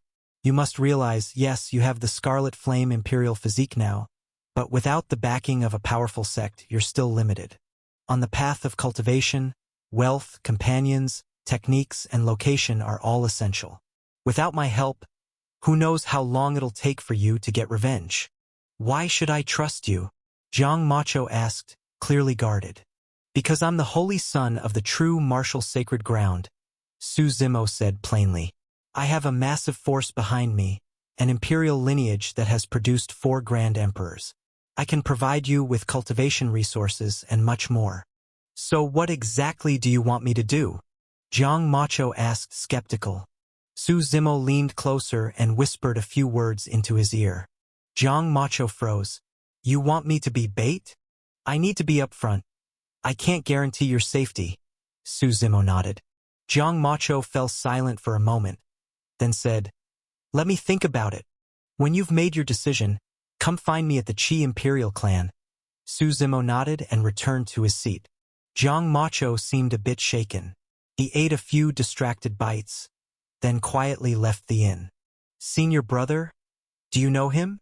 Little Gue asked curiously. "He's a very useful chess piece," Su Zimo replied with a smile. Watching Jiang Macho's fading figure, Su Zimo whispered to Little Gue, "Follow him. Don't let him notice." "Got it." Little Gue nodded quickly. "I've given him 1 week. If he doesn't show up at the Qi Imperial clan within that time, just capture him and bring him in," Su Zimo said calmly. "Why not just capture him now?" Little Gue asked.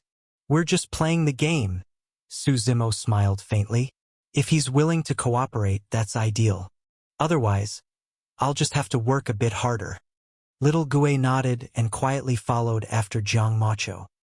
As their figures disappeared, Su Zimo continued eating at his table. At his cultivation level, he didn't need food to survive. But sometimes he still enjoyed the taste. He hadn't planned to deal with this matter yet, but since fate brought Jiang Macho in front of him, he might as well take care of it early. After dinner, Su Zimo returned to the inn to rest for the night. At dawn the next day, he mounted his Dark Sky Tiger and headed north. North of Celestial Sun City was the vast territory ruled by the Qi Imperial clan, one of the eastern continent's imperial lineage bloodlines. Back when Grand Emperor Bing Shui carried the Heaven's Will, the entire continent was under their dominion. But after newer Grand Emperors rose, the the Qi imperial clan gradually declined. Now, they only held 1/10 of their original lands. Unlike traditional sects, the Qi imperial clan was a large noble family. Their base was the city of Skypond, located in the center of the northern region. Everyone living there was a member of the Qi imperial clan, from direct descendants to distant relatives. The Qi imperial clan was like a giant tree, blooming, shedding leaves, and spreading roots far and wide. Su Zimo spent 7 days riding his dark sky tiger to reach Skypond City. The city was the Qi imperial clan's stronghold. Only clan members were allowed inside. From a distance, the city resembled a towering giant, standing proudly between heaven and earth. It wasn't flashy, but its sheer scale and aura were breathtaking. As Su Zimo arrived at the city gate, he was stopped by 2 disciples guarding the entrance. "What business do you have at Skypond City?" one of the white-robed guards asked indifferently. "I'm here to see your saintess, Qi Qianxue," Su Zimo replied. The disciple paused in surprise. Qi Qianxue had only recently been appointed saintess, and the news hadn't even spread yet. Frowning, the disciple asked, "Who are you?" "That's none of your concern," Su Zimo said plainly. "Just tell your saintess I'm here. She'll understand." The disciple snorted. "Not just anyone can meet our saintess. If you can't prove your identity, I'm not passing the message." Su Zimo's tone grew colder. "You know, the last person who challenged me, the weeds on his grave are 2 meters tall by now. I'll give you 1 chance. Refuse to pass the message and I'll walk away. But any consequences after that, your Qi imperial clan will bear them." "You trying to scare me?" the disciple sneered. "Open your eyes. This is Skypond City, an imperial lineage." "Enough, Qi Lei," the other guard interrupted with a frown. He turned to Su Zimo and said, "Wait here. I'll go report to our saintess. Whether she wants to meet you or not, I can't guarantee." Su Zimo nodded with a faint smile. As the other guard left, Qi Lei snorted coldly and muttered, "Let's see what happens if our saintess doesn't meet you." Su Zimo shook his head. "Sometimes I don't want to kill, but some flies really are annoying." As he spoke, Shadow Tyrant flashed through the air. Qi Lei didn't even have time to react before he collapsed in a pool of blood. Su Zimo looked at the corpse inside. "Originally, I wanted to act cool and wait for Qi Qianxue to show up and kill you herself. But I couldn't resist." With Qi Lei dead, the commotion quickly drew attention from others in the city. Just as a group rushed toward the gate, Qi Qianxue appeared, descending from the sky. Her aura, desolate meridian realm, swept over the area with terrifying force. She frowned slightly as she looked at the scene before her. Chapter 174, I Alone Shall Walk Forward. As Qi Qianxue descended from the sky, the disciples below all noticed her. "Enough, I'll handle this. All of you disperse," she said loudly. The disciples hesitated but eventually moved away, though many still kept their eyes on Su Zimo. Qi Qianxue, dressed in a white robe, stepped through the air from afar. Her figure landed gracefully in front of Su Zimo. She glanced at Qi Lei's corpse, frowned, and then turned her gaze to Su Zimo. "You really have some nerve, causing trouble in our Skypond City," she said. "I was going to wait for you to deal with it, but I couldn't hold back," Su Zimo replied with a light laugh. "You're the first person to kill someone from the Qi Imperial clan inside Skypond City," she said, giving him a long look. "I can't tell if you're truly confident or just recklessly arrogant." Su Zimo smiled and changed the subject. "You've found the Spring of Life, haven't you? The clan has already contacted Ice Snow Mountain. If all goes well, the deal should be finalized in the next few days," Qi Qianxue responded. "Then what about what you promised me?" Su Zimo asked. "Although I've officially become the saintess, I still haven't received the ancestral inheritance. Once the Spring of Life issue is resolved, you'll get what you were promised," she answered. "Perfect. I'll stay at your Qi Imperial clan for a few days," Su Zimo said with a grin. "After all, I saved your life and told you about the Spring of Life." Qi Qianxue rolled her eyes. "Saved her life? More like he took her hostage." Aren't you worried I'll tell the clan elders about Elder Shualua's death? She asked. If I were scared of that, I wouldn't have come to Sky Pond City. I wouldn't have let you leave back then either, Suzimo replied casually. Fine then, follow me, she said, walking toward the city. Let me remind you, once inside, don't cause trouble. If you offend the wrong person, even I can't protect you. Suzimo smiled faintly, then suddenly reached out and grabbed her chin. Little lady, remember this. I don't need anyone's protection. Even if your entire Qi Imperial clan came at me, I alone could take you all on. Try me. Qi Qianshua's expression turned awkward, quickly stepping back. Her cheeks flushed pink. No boy her age had ever touched her so intimately before. Though not panicked, there was an undeniable feeling of something. You're not the only one who can talk big, she huffed softly. It's not about boasting, Suzimo said, shaking his head. Just stating facts. You think I'm arrogant because your perspective is too small. Does an elephant care how an ant feels? To you, an imperial lineage may seem grand and untouchable. But to me, it's just another stepping stone on my cultivation path. Then why don't you tell me who you really are? She asked. I doubt you're from the Eastern Continent's core. Their first meeting had been deep inside the Grand Myriad Mountains. Knowing too much isn't good for you, Suzimo replied. By the way, you've met the guy who follows me. His name's Little Gue. He might come looking for me soon. Help me keep an eye out for him. You really treat this place like your own home, huh? She muttered. If it were my home, you'd all be lucky, Suzimo replied. They walked into Sky Pond City, a city so vast its end couldn't be seen in a single glance. The Qi Imperial clan resided at the city's center, occupying nearly 2/3 of its total area. Most of the residents were direct descendants of the clan. The surrounding areas were homes to the branch families. The city was bustling. Shops lined the streets, and roadside stalls were filled with all sorts of goods, mostly run by branch family members. As they walked, nearly every clan member they passed respectfully greeted Qi Qianxue. After all, as the newly appointed saintess of the Qi Imperial clan, her status was far above that of the branches. Come to think of it, I still don't know your name, Qi Qianxue said. A name is just a label. Doesn't matter. People only ever remember this handsome face. Suzimo replied with a smirk. Shameless, she muttered under her breath. The Qi Imperial clan's estate was grand and imposing.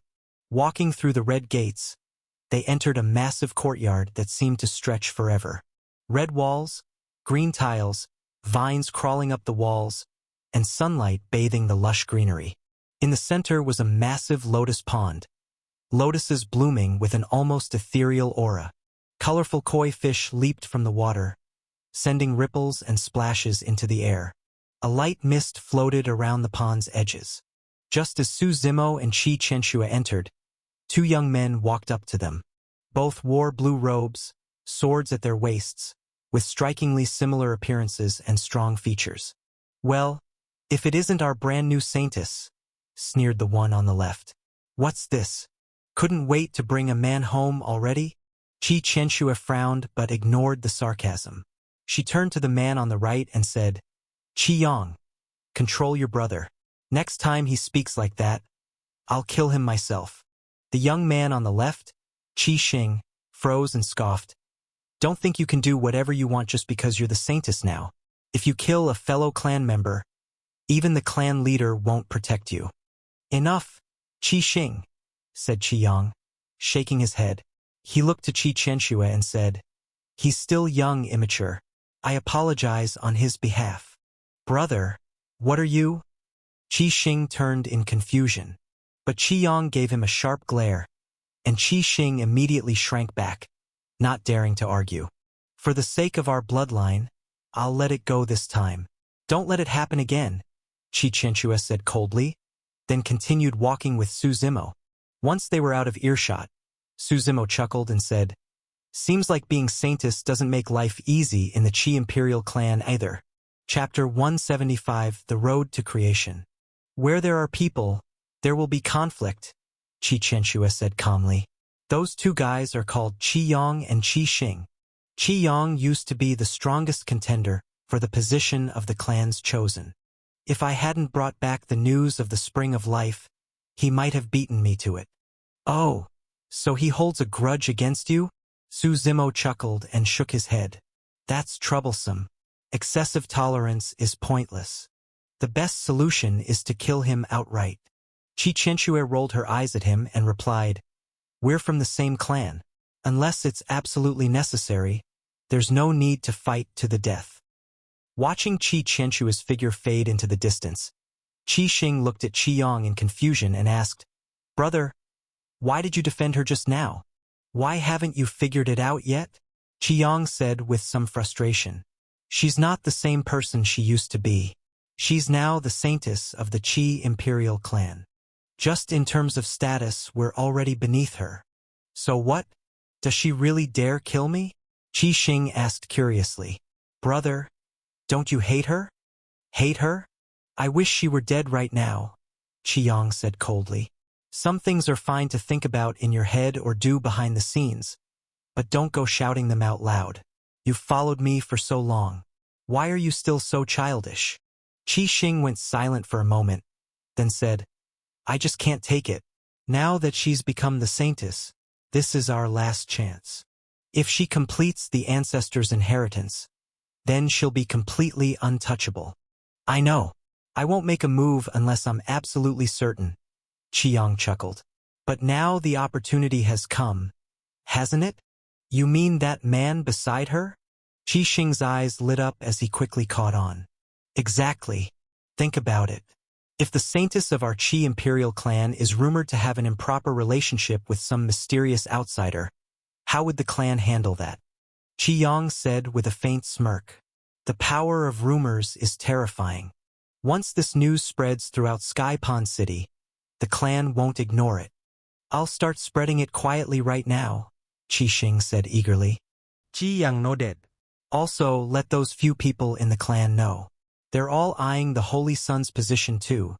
There's no way they'll pass up this chance. And tell Qi Yu as well. Qi Yu, Qi Xing shouted when he heard the name. Right? How could I forget that battle maniac?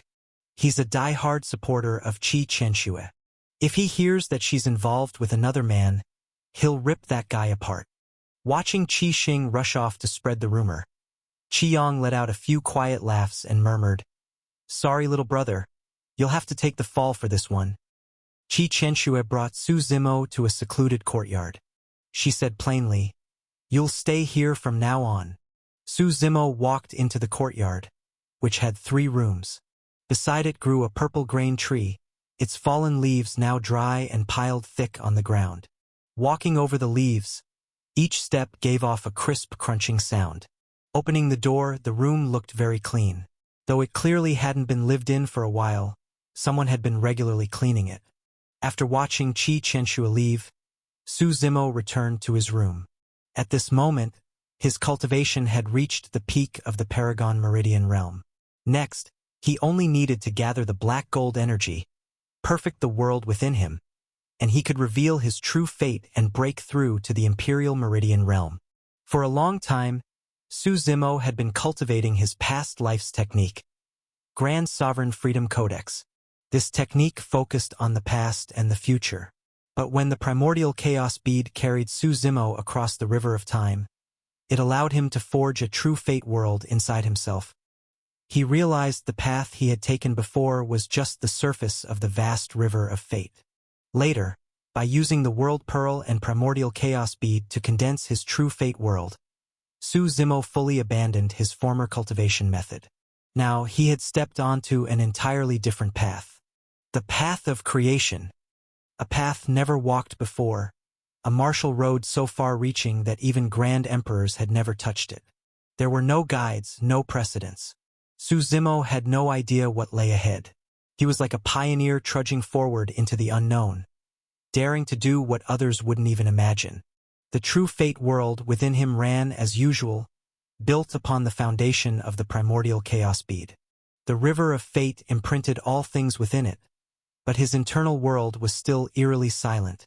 Virtually no life forms existed. Su Zimo understood. This world was still incomplete and couldn't yet support life. In a remote courtyard within the Qi imperial clan, loud rumbling sounds echoed from inside. Qi Xing walked in and saw a shirtless youth with a massive boulder strapped to his back, training hard in the courtyard. The terrifying part wasn't just the boulder. It was the iron rings on his wrists and ankles. Those rings were gravity rings, engraved with gravity formations. Once activated, the formations applied pressure throughout the body. At this moment, all 4 of the youth's gravity formations were active. Despite the burden and the weight on his back, he showed no fatigue. His movements were full of power and momentum. Qi Yu training again. Huh? Qi Xing walked in and said with a smile. If you've got something to say, say it. Don't waste time. The youth looked up and replied coolly. It's nothing major. I just overheard some rumors in the clan about Qi Qianxue and thought you'd want to know. Qi Xing said with a grin. What about Qianxue? The youth furrowed his brows and dropped the boulder from his back. Boom! The ground dented slightly under the impact, dust flying up. I only heard this from others, but they said Qi Qianxue brought a man back with her. The 2 of them went into her room and didn't come out for a long time. Qi Xing smiled slyly. And when that guy finally did come out, his clothes were messy. TSK, society's going downhill fast. No more else anymore. You all just can't stand her being the saintess, so now you want to drag her down. The youth snorted and glared at Qi Xing. Your brother sent you, didn't he? No. I just felt it wasn't right and wanted to let you know, Qi Xing said quickly. You love Qi Qianxue so much and treat her so well. But in the end Qi Yu chuckled coldly, reached out and grabbed Qi Xing by the throat with one hand. Spirit force surged from his body as he said softly, I'll go see that man myself, but don't think others are fools. You want to use me as your blade? You're not worthy. Chapter 176. Fate cannot be changed. Qi Xing felt like he was suffocating as his neck was gripped tightly. He struggled desperately, but Qi Yu was far stronger than him. The aura of the desolate Meridian realm surged endlessly, and the hand gripping his throat radiated brown spirit force, as hard as steel. Just as Qi Xing was about to pass out from lack of air, Qi Yu finally released his grip. How dare you? Qi Xing gasped for breath, coughing violently as he glared at Qi Yu. Qi Yu chuckled coldly. Brown spirit force swirled around his fist as he punched Qi Xing hard in the stomach. Qi Xing let out a miserable scream as his body was thrown backward, crashing into the courtyard wall. Blood dripped from the corner of his mouth as he stared at Qi Yu in fear. Qi Yu walked up, slightly lifted his chin, and said flatly, That was a warning. If there's a next time, the punch will land between your legs. Qi Xing's expression darkened. He wiped the blood from his mouth and quickly left the courtyard. The sun rose and another day began. Su Zimo pushed open the door, looking at the fallen leaves filling the courtyard and the cold, desolate air. He frowned slightly, then spotted a tall figure walking through the courtyard gate.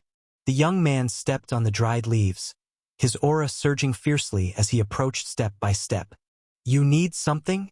Su Zimo asked with a frown. What's your relationship with Qianxue? Qi Yu asked calmly.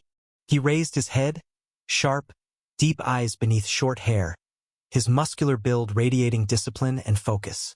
What's it to you? Su Zimo replied coolly. If you won't say, I'll beat it out of you, Qi Yu said indifferently. Only someone truly exceptional deserves Qianxue. I'll always stay by her side to protect her from petty people with ill intentions. Another lovesick fool. Su Zimo shook his head. If you like her, go after her. Acting like some self-appointed guardian is pathetic. Qi Yu narrowed his eyes and said coldly, Let's fight. If you lose, you leave Qianxue. This is just meaningless jealousy, Su Zimo said flatly. Qi Qianxue isn't an object. No one gets to win her through a fight. And more importantly, you're not even qualified to be my opponent. Who are you looking down on? Qi Yu roared, spirit force surging as red-brown aura engulfed him. He slid his left foot back slightly, then launched a powerful punch toward Su Zimo. The force of the punch tore through the air with a sonic boom. Su Zimo remained calm. As the punch neared his face, the wind from the blow caused his hair to whip back. He smiled lightly, raising his right palm slowly to meet the incoming fist. Chi Yu's punch collided with Su Zimo's hand. Red-brown energy burst in all directions. Su Zimo didn't budge an inch, standing steady. Chi Yu's expression shifted. He roared again, his aura growing even more violent, and his fist even sharper. Pointless fight. Su Zimo shook his head. Whether you meant harm or not, you're going to pay for offending me. As he spoke, he suddenly grabbed Chi Yu's right fist. Stepping forward, his arm muscles flexed as he grasped Chi Yu's wrist and smashed him straight down to the ground. Boom! Dust flew as Chi Yu's body slammed into the earth. But Su Zimo didn't stop. With his arm swinging back and forth, he flung Chi Yu's body left and right, smashing him into the ground again and again. He did it for a long while, seemingly not satisfied. Eventually, he walked over to the purple grain tree in the courtyard, dragging Chi Yu's bloodied body, and slammed him hard into the tree. Stop! A sharp voice rang out as Chi Chenxue rushed in through the courtyard gate. Su Zimo chuckled lightly, glanced at the battered Chi Yu, and muttered, "You're lucky. What are you doing?" Chi Chenxue frowned as she looked at Chi Yu's state and questioned Su Zimo. "He challenged me, so I accepted," Su Zimo replied casually. Chi Chenxue frowned deeper. She understood Chi Yu's personality. He probably provoked this himself.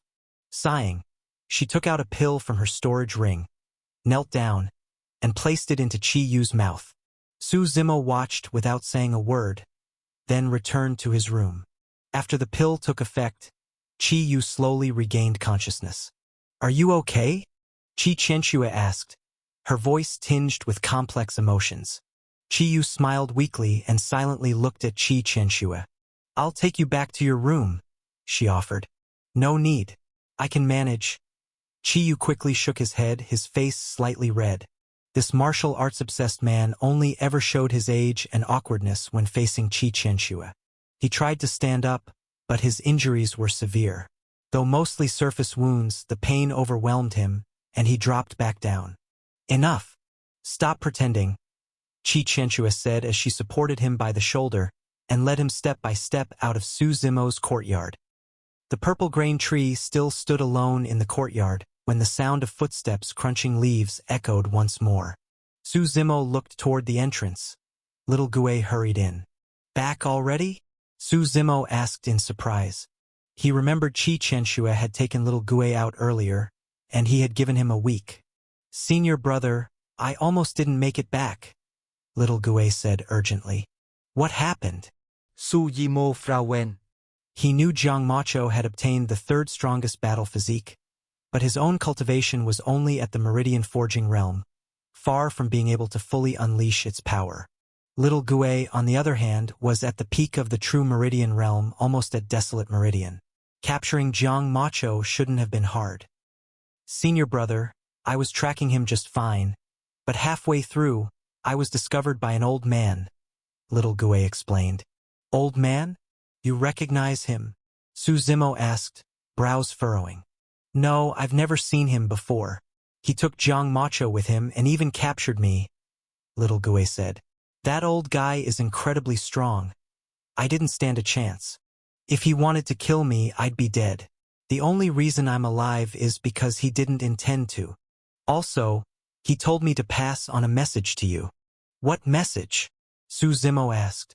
"Fate cannot be changed. Some things are destined, and one day, they will come to pass," Little Gue said. Those were his exact words. Chapter 177, Is Killing You Too Much? "Interesting," Su Zimo said with a faint smile, watching the light of the morning sun stream through the window. The shadow of the window pane was cast across the floor, dust lazily resting in the cracks along the windowsill. "Fate cannot be changed. Destiny will eventually arrive. But me, Su Zimo? I don't believe in fate. Every step I take is rewriting my own destiny. Just wait, one day even this world will crawl at my feet. Grand Emperors? Nothing but bones on the path I walk. If Su Zimo had followed the same path as in his past life, he might not have had this much confidence. But now, all he lacked was gathering the black gold energy to complete the world of his true fate. Creation, that was Su Zimo's foundation, his confidence. When that day of success comes, even grand emperors would be nothing but ants.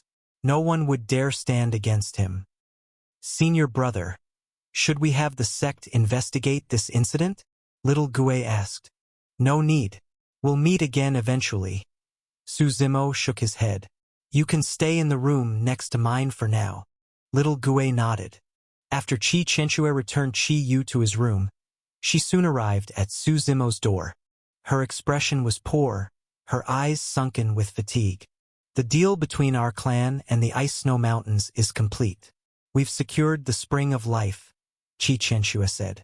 If nothing goes wrong, I'll receive the ancestors' inheritance tomorrow. Congratulations, Su Zimo said. But of course, something went wrong, Qi Qianxue replied. What happened? Su Zimo frowned slightly. Someone is spreading rumors about us all over Sky Pond City, she said after a pause. About us? Su Zimo was momentarily surprised, but quickly pieced it together after recalling the incident with Qi Yu. So someone wants to use this to strip you of your position as Empyreanus and drag me down with you. Wonderful, Su Zimo Chukke. Your clan is a mess. Petty schemes and backstabbing. It's non-stop. When we get there, keep quiet and let me do the talking, Qi Qianxue instructed. What do you mean? Su Zimo asked. The Patriarch and Grand Elders want to meet you. In the central hall of the Qi Imperial clan, the atmosphere was somber and heavy. Sitting at the head of the hall was the current Patriarch, Qi Yuanbin. He wore a deep green robe, exuding immense authority. His presence alone was overwhelming. His gaze was sharp and distant, his right hand rhythmically tapping the armrest of his chair. On either side of him, the clan's elders were seated in order of seniority. These were all powerful cultivators at the Empyrean Meridian and Imperial Meridian levels. Even though they weren't releasing their auras intentionally, the mere leakage of spiritual pressure made the atmosphere in the hall feel crushing. Su Zimo entered the hall alongside Qi Qianxue. She bowed slightly and respectfully said, Patriarch, I've brought him. Qi Yuanbin nodded slightly but said nothing. An elder seated to the side suddenly barked, glaring at Su Zimo. Impudent! You stand in the Qi Imperial clan's council hall and don't kneel to the Patriarch. As he spoke, a faint pressure from his Empyrean Meridian realm aura began pressing toward Su Zimo. Su Zimo turned his head, chuckled, and said calmly, Kneel? Old man, do you have a death wish? Insolent! The elder roared. His aura surged like a dragon, spirit force condensing wildly in the air. Enough? Qi Yuanbin waved his hand, and in an instant, the elder's energy dragon dispersed into nothingness. The elder's face changed slightly, but he merely snorted coldly and continued to glare at Su Zimo. What is your relationship with Qianxue? Qi Yuanbin asked in a neutral tone. Nothing to say. The innocent have nothing to explain, Su Zimo answered blandly. Hearing this, Qi Qianxue rolled her eyes and quickly explained, Patriarch, he and I are just friends, purely platonic. There's no truth to the rumors. Lies. I saw him run out of your room half-dressed, Qi Xing shouted from the side. Qi Qianxue frowned, her expression tinged with anger. She said coldly, Do you have any proof? Just your word? Do you know the consequences of slandering the saintess? I have no proof, but I saw it with my own eyes. Qixing insisted stubbornly. At this point, there was no turning back for him. He had to stick to his story. He glanced toward Qi Yang, only to find his brother completely silent, offering no support. Patriarch, making a judgment based on one person's accusation is reckless. An elderly woman on Qi Qianxue's side said calmly, stepping forward. She wasn't without influence or allies in the clan. Rumors stop with the wise. Another elder spoke in agreement. Qi Yuanbin turned his gaze toward Qi Xing. The immense pressure in his eyes fell directly on Qi Xing's shoulders. Qi Xing wiped the sweat from his forehead, his mouth dry. He didn't dare meet anyone's gaze. Qi Xing is to be stripped of 3 years' worth of cultivation resources. This matter ends here, Qi Yuanbin said after a long silence. Patriarch, Qi Xing asked nervously. But why? Qi Yuanbin only gave him a cold glance, then swept his gaze across the hall. I understand internal competition. Healthy rivalry pushes people forward. But malicious scheming? I don't want to see that again. Next time, there will be no leniency. As his words fell, everyone below quickly expressed their agreement. Just then, a voice broke the silence. Now that your clan matters are settled, shouldn't mine be addressed? All eyes turned toward the voice. Su Zimo stepped forward with a light smile. You don't get to act so bold here, boy, the elder from before shouted again. Even Qi Yuanbin frowned slightly, turning his calm gaze on Su Zimo. I'm a fair man, Su Zimo smiled. You hurt me, I pay it back. You wrong me, I make it right. He drew his long blade. The blade energy surged through the hall, pointing directly at Qi Xing. You dragged me into this mess. I kill you. Sounds fair to me, doesn't it? Insolent. This is the Qi Imperial clan. You don't get to decide how justice is served. The elder scoffed, gathering a surge of spirit force in his palm and lashing out at Su Zimo. This time, even Qi Yuanbin did not intervene. Su Zimo let out a cold snort. Countless streams of spirit force roared from his body. And in the next moment, a beastly roar echoed from the endless void. Chapter 178. Be a good person like me. The beast's roar echoed as if it had torn through the fabric of space, descending with world-destroying power. A black vortex appeared midair, spinning counterclockwise. The vortex was vast and pitch-black, seemingly hiding unspeakable horrors within. Even though the terrifying creature had only revealed a sliver of its aura, everyone in the great hall was already chilled to the bone. The Grand Elder swallowed hard, his entire body frozen in place. It felt as though something had locked onto him. His blood even seemed to freeze in his veins. From within the vortex, the enormous body of chaos emerged. Though only its head had appeared, that grotesque, reeking head alone filled the hall with a pungent, suffocating stench. When Chaos's full body finally stepped out of the vortex, everyone was left utterly stunned. 1, 2, 3, 8. Someone counted with a trembling voice, eyes wide with terror. It has 8 meridian gates. A primordial beast of the God Meridian realm? As the 8 meridian gates appeared on Chaos' body, the entire hall fell into dead silence. Sunlight streamed in from the entrance, but everything was still. The aura radiating from Chaos churned into violent gales, crashing around them. Qianxue, please talk to your friend. We mean no harm, said Patriarch Qi Yuanbin, trying to keep calm while panicking inside. A God Meridian realm beast, and from the look of it, possibly at the peak of the God Meridian realm. He hadn't expected this. Meridian beasts were already extremely rare, let alone one at the peak of the God Meridian realm. And even more absurd, this kind of beast was willingly serving as the pulse beast of a human cultivator far weaker than itself. Even though their clan was an imperial lineage, provoking something like this was not worth it. Qi Yuanbin himself was the strongest force in the Qi Imperial clan, at the peak of the Empyrean Meridian realm. If this beast truly wanted to destroy the Qi Imperial clan, their only hope would be to awaken their ancestor, and even that might not be enough. To make things worse, Qi Yuanbin had no idea how powerful their ancestor even was. In fact, even among imperial lineages, there were levels of strength. Every Grand Emperor's war generals also varied in power.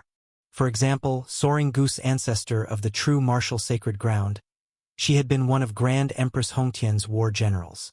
Even now, she was only at the God Meridian peak, and had to remain sealed inside the blood-dust coffin to preserve her life.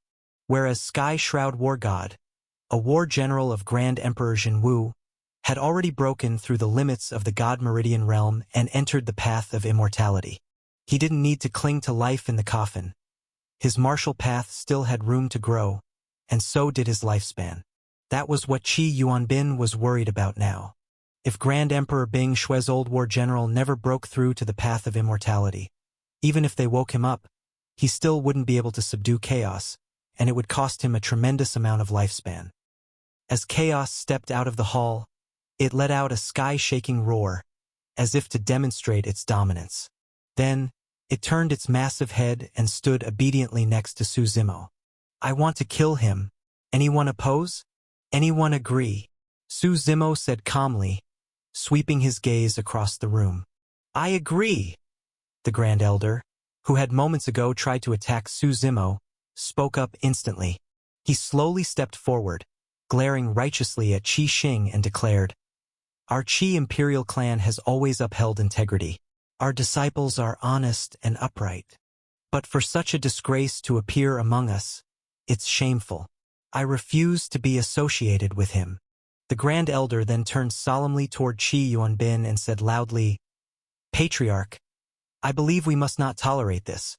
We should handle it decisively, to set an example for the rest." "Very well." Qi Yuanbin nodded slightly, glancing at Su Zimo. Su Zimo chuckled and looked at the Grand Elder, saying, "Didn't you try to attack me just now?" The Grand Elder forced a laugh and quickly replied, "Impossible!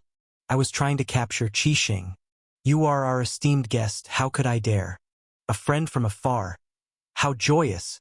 How joyous indeed!" Su Zimo smiled again and said, "Since Qi Xing offended me, I should be the one to deal with it, right?" "Of course," the Grand Elder agreed hastily.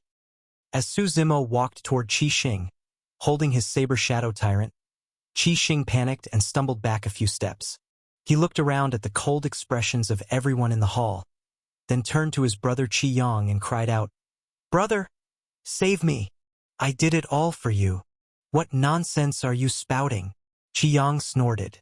"Yes, I desire the Holy Sun position, but I've always competed fairly and honorably. Petty schemer like you, even if you're my brother, I can't defend you. You've truly disappointed me." Hearing this, Qi Xing's face went pale. In that moment, he felt like he didn't even recognize his brother anymore, or anyone in this clan. "People have to grow up eventually," Su Zimo said blandly. "I was wrong. I really know I was wrong. Please give me another chance." Qi Xing begged. "In your next life, be a good person, like me." Su Zimo smiled. "SHHK," the sound of a curved blade piercing flesh. Qi Xing stared blankly at Su Zimo, then slowly turned to look at the others in the hall. As the saber churned and twisted inside him, blood gushed from his mouth, staining his entire body red. He collapsed to the floor, twitching violently. Su Zimo didn't go for a clean kill. Qi Xing writhed in agony for a long time before he finally died. Then Su Zimo turned around, smiled, and walked up to Qi Qianxue. He gently touched her pale face and said with a grin, "I killed the one who slandered you. Happy now, silly girl." Qi Qianxue stared at him in shock, then slowly nodded. Su Zimo chuckled, turned to look at Qi Yuanbin, and said flatly, "Unless it's important, don't bother me again." Qi Yuanbin was silent for a moment, then nodded slightly. Watching Su Zimo walk out, stepping over Qi Xing's corpse, the hall fell into silence. "Qianxue, who exactly is that man?" Qi Yuanbin asked. "I don't really know either," she replied quickly. "He's the one who told me where to find the spring of life." Qi Yuanbin shook his head and laughed bitterly, then swept his authoritative gaze across the hall. "Today was a disgrace to our Qi imperial clan. I expect all of you, once you leave this hall, to forget everything that happened here. After all, we are all members of the Qi imperial clan. Our honor is shared. So is our shame." Everyone present immediately responded in agreement. Chapter 179, Proving the Tao Through Killing My Wife. "All right, have the three elders stay. Everyone else can leave," Qi Yuanbin said calmly with a wave of his hand. Once the others had cleared the hall, a lingering frown remained on Qi Yuanbin's brow. He sighed, "So much trouble lately in our clan. If it weren't for the seal on the Elden lands malfunctioning and tying up most of our forces, we wouldn't have had to compromise with a brat like that, the Grand Elder snorted. Grand Elder, weren't you the first one to chicken out just now? The Second Elder said with a chuckle. The Grand Elder scoffed. I was thinking of the clan. I put aside personal pride and dignity to de-escalate the situation quickly. If a God Meridian Realm beast goes berserk, who among us could stop it? Enough. I didn't keep you here to argue, Qi Yuanbin said coolly. Let's figure out how we handle this. What else is there to do? That brat can't live here forever. We should get rid of this walking disaster before he brings more trouble, the Grand Elder said flatly. I actually think this is a rare opportunity for our Qi Imperial clan, the usually quiet Third Elder said. What do you mean? Qi Yuanbin turned to him in confusion. Well, since that young man has a God Meridian Realm beast at his command, why not try to win him over? The Third Elder said with a smile. It was just a misunderstanding. There's no deep grudge. How exactly do we win him over? What do we have to offer? Asked the Grand Elder. Qi Chenxue, the Third Elder said word by word. Young men can rarely resist beauty and fame. Whatever he wants, so long as it isn't outrageous, we give it to him. Qi Yuanbin frowned, deep in thought. Think about it, Patriarch, the Third Elder continued. With a God Meridian beast, the strength of our Qi Imperial clan would skyrocket. Among the 6 imperial lineages at the heart of Eastern Continent, excluding the supreme primal sacred ground, if we could get that beast on our side, we could overpower the remaining 4 imperial lineages. Qi Yuanbin took a deep breath, as if making a major decision. Then I'll leave this matter to you, he said, turning to the Third Elder. Tell Qi Chenxue, if she can win that young man over, we'll agree to anything she wants. Don't worry, Patriarch. I'll convince Qi Chenxue, the Third Elder replied confidently. The clan has raised her all these years. It's about time she gave something back. Not to mention, she's our current saintess and is about to receive the ancestors' inheritance. Qi Yuanbin nodded, his gaze deep as he looked into the distance. Boss, did I make you proud? Chaos asked with a flattering grin. My entrance was badass, right? Barely passable, Su Zimo replied. Then, boss, how about that thing you promised me? Reviving the beast race? Chaos asked tentatively. What's the rush? That's not something that can be done overnight, Su Zimo said. I've only given you the opportunity. Whether you succeed or not depends on you. You'll need both luck and strength. I understand. Chaos nodded excitedly.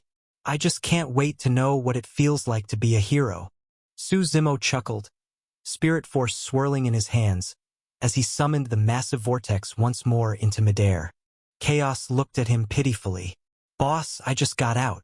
Let me stay outside a little longer. I've always been curious about one thing, Su Zimo said. Are you male or female? Boss. Well, which do you prefer? Chaos suddenly asked coyly. You trying to die? Su Zimo narrowed his eyes. I'm male. A real man. Chaos instantly straightened up and replied seriously. Good. Then as a man, you should know to protect yourself when you're out and about. Now get back into your pocket dimension, safer there, Su Zimo said. After returning Chaos to the alternate space, Su Zimo went back to his room. Not long after, Qi Chenxue arrived, holding a purple box. Su Zimo instantly recognized it. It was the relic from Grand Emperor Bing Xue's inheritance he had requested. Didn't you say you'd receive the inheritance tomorrow? Su Zimo asked curiously. The clan allowed me to retrieve it early, Qi Chenxue replied after a pause. Su Zimo took the purple box and, seeing the curiosity in her eyes, smiled and stored it in his spatial ring without opening it. You need something else? He asked when he saw her still standing there.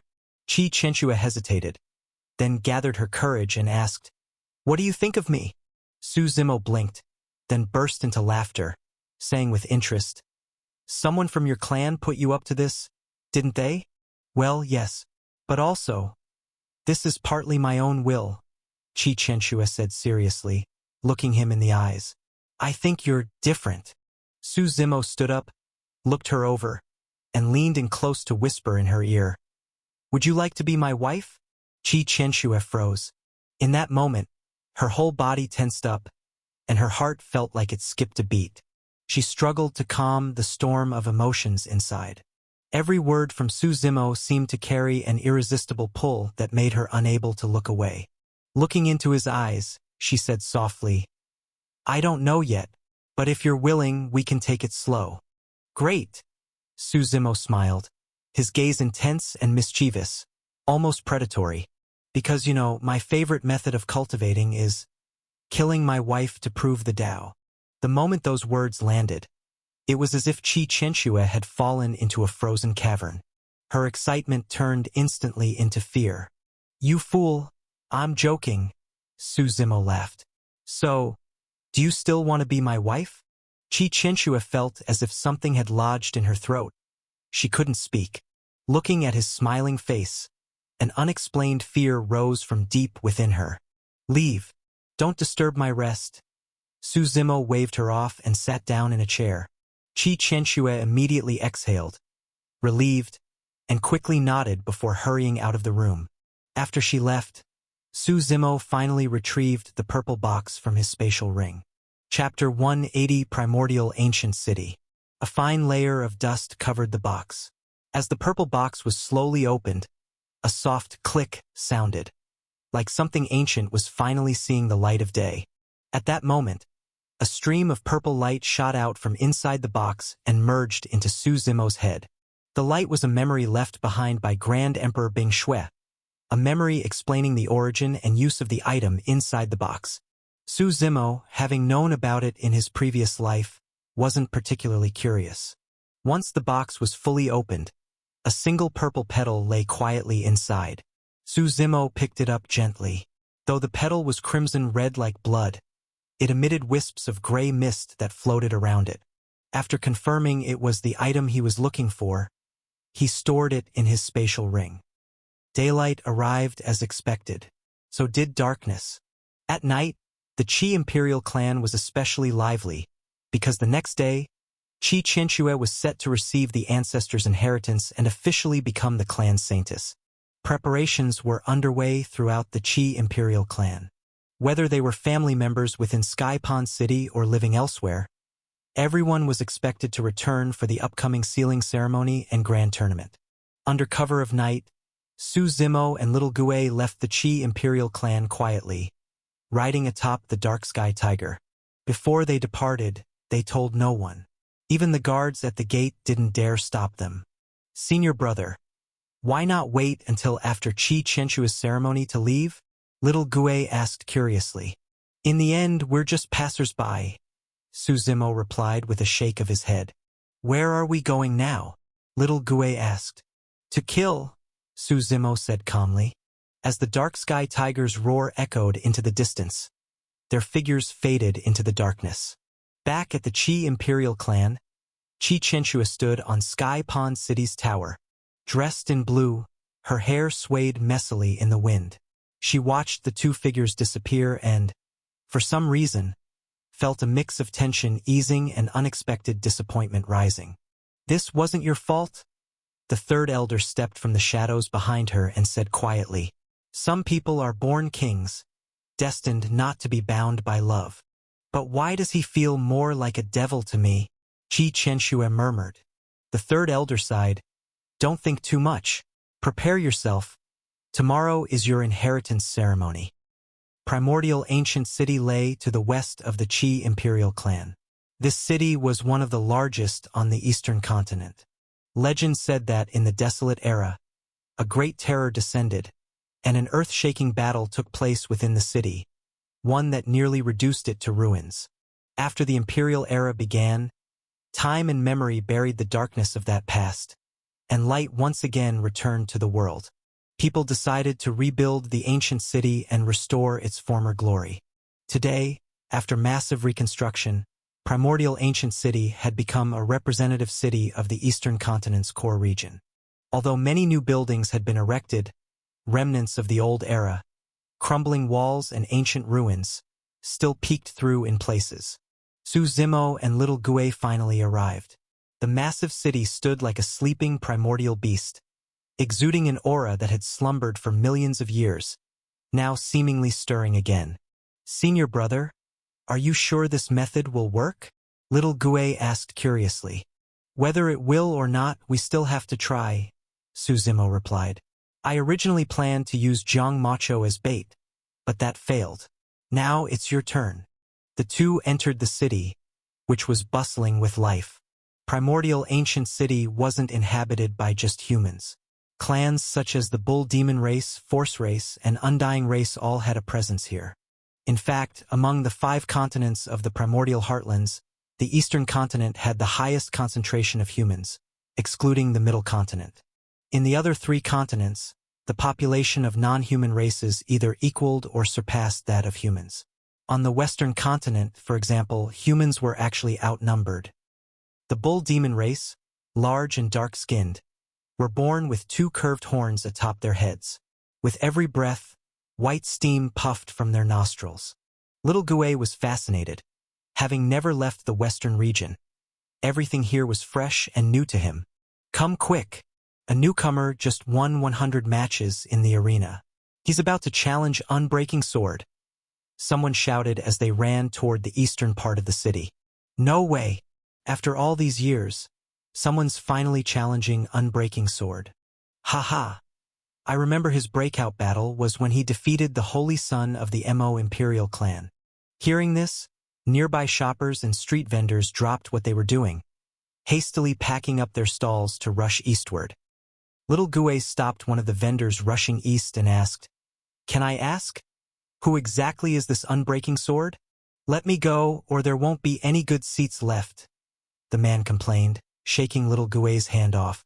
A metal staff whistled through the air, its fierce momentum slicing the wind as it stopped just above the man's head.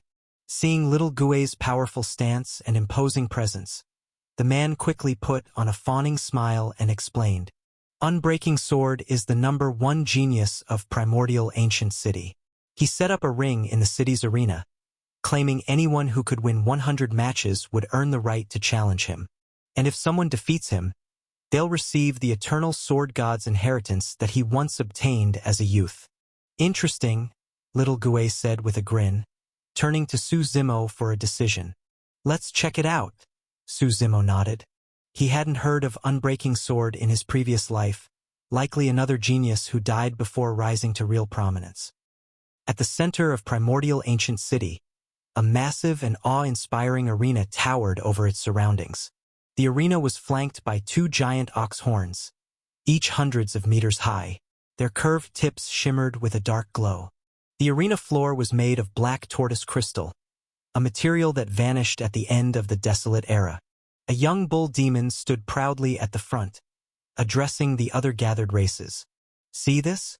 Legend says that when the Supreme Terror descended, the ancestor of the Bull Demon race defended this city alone. Even though we were outnumbered, our ancestor never backed down. At the final moment, he sacrificed his life to seal this place rather than flee. That's the spirit of the Bull Demon race."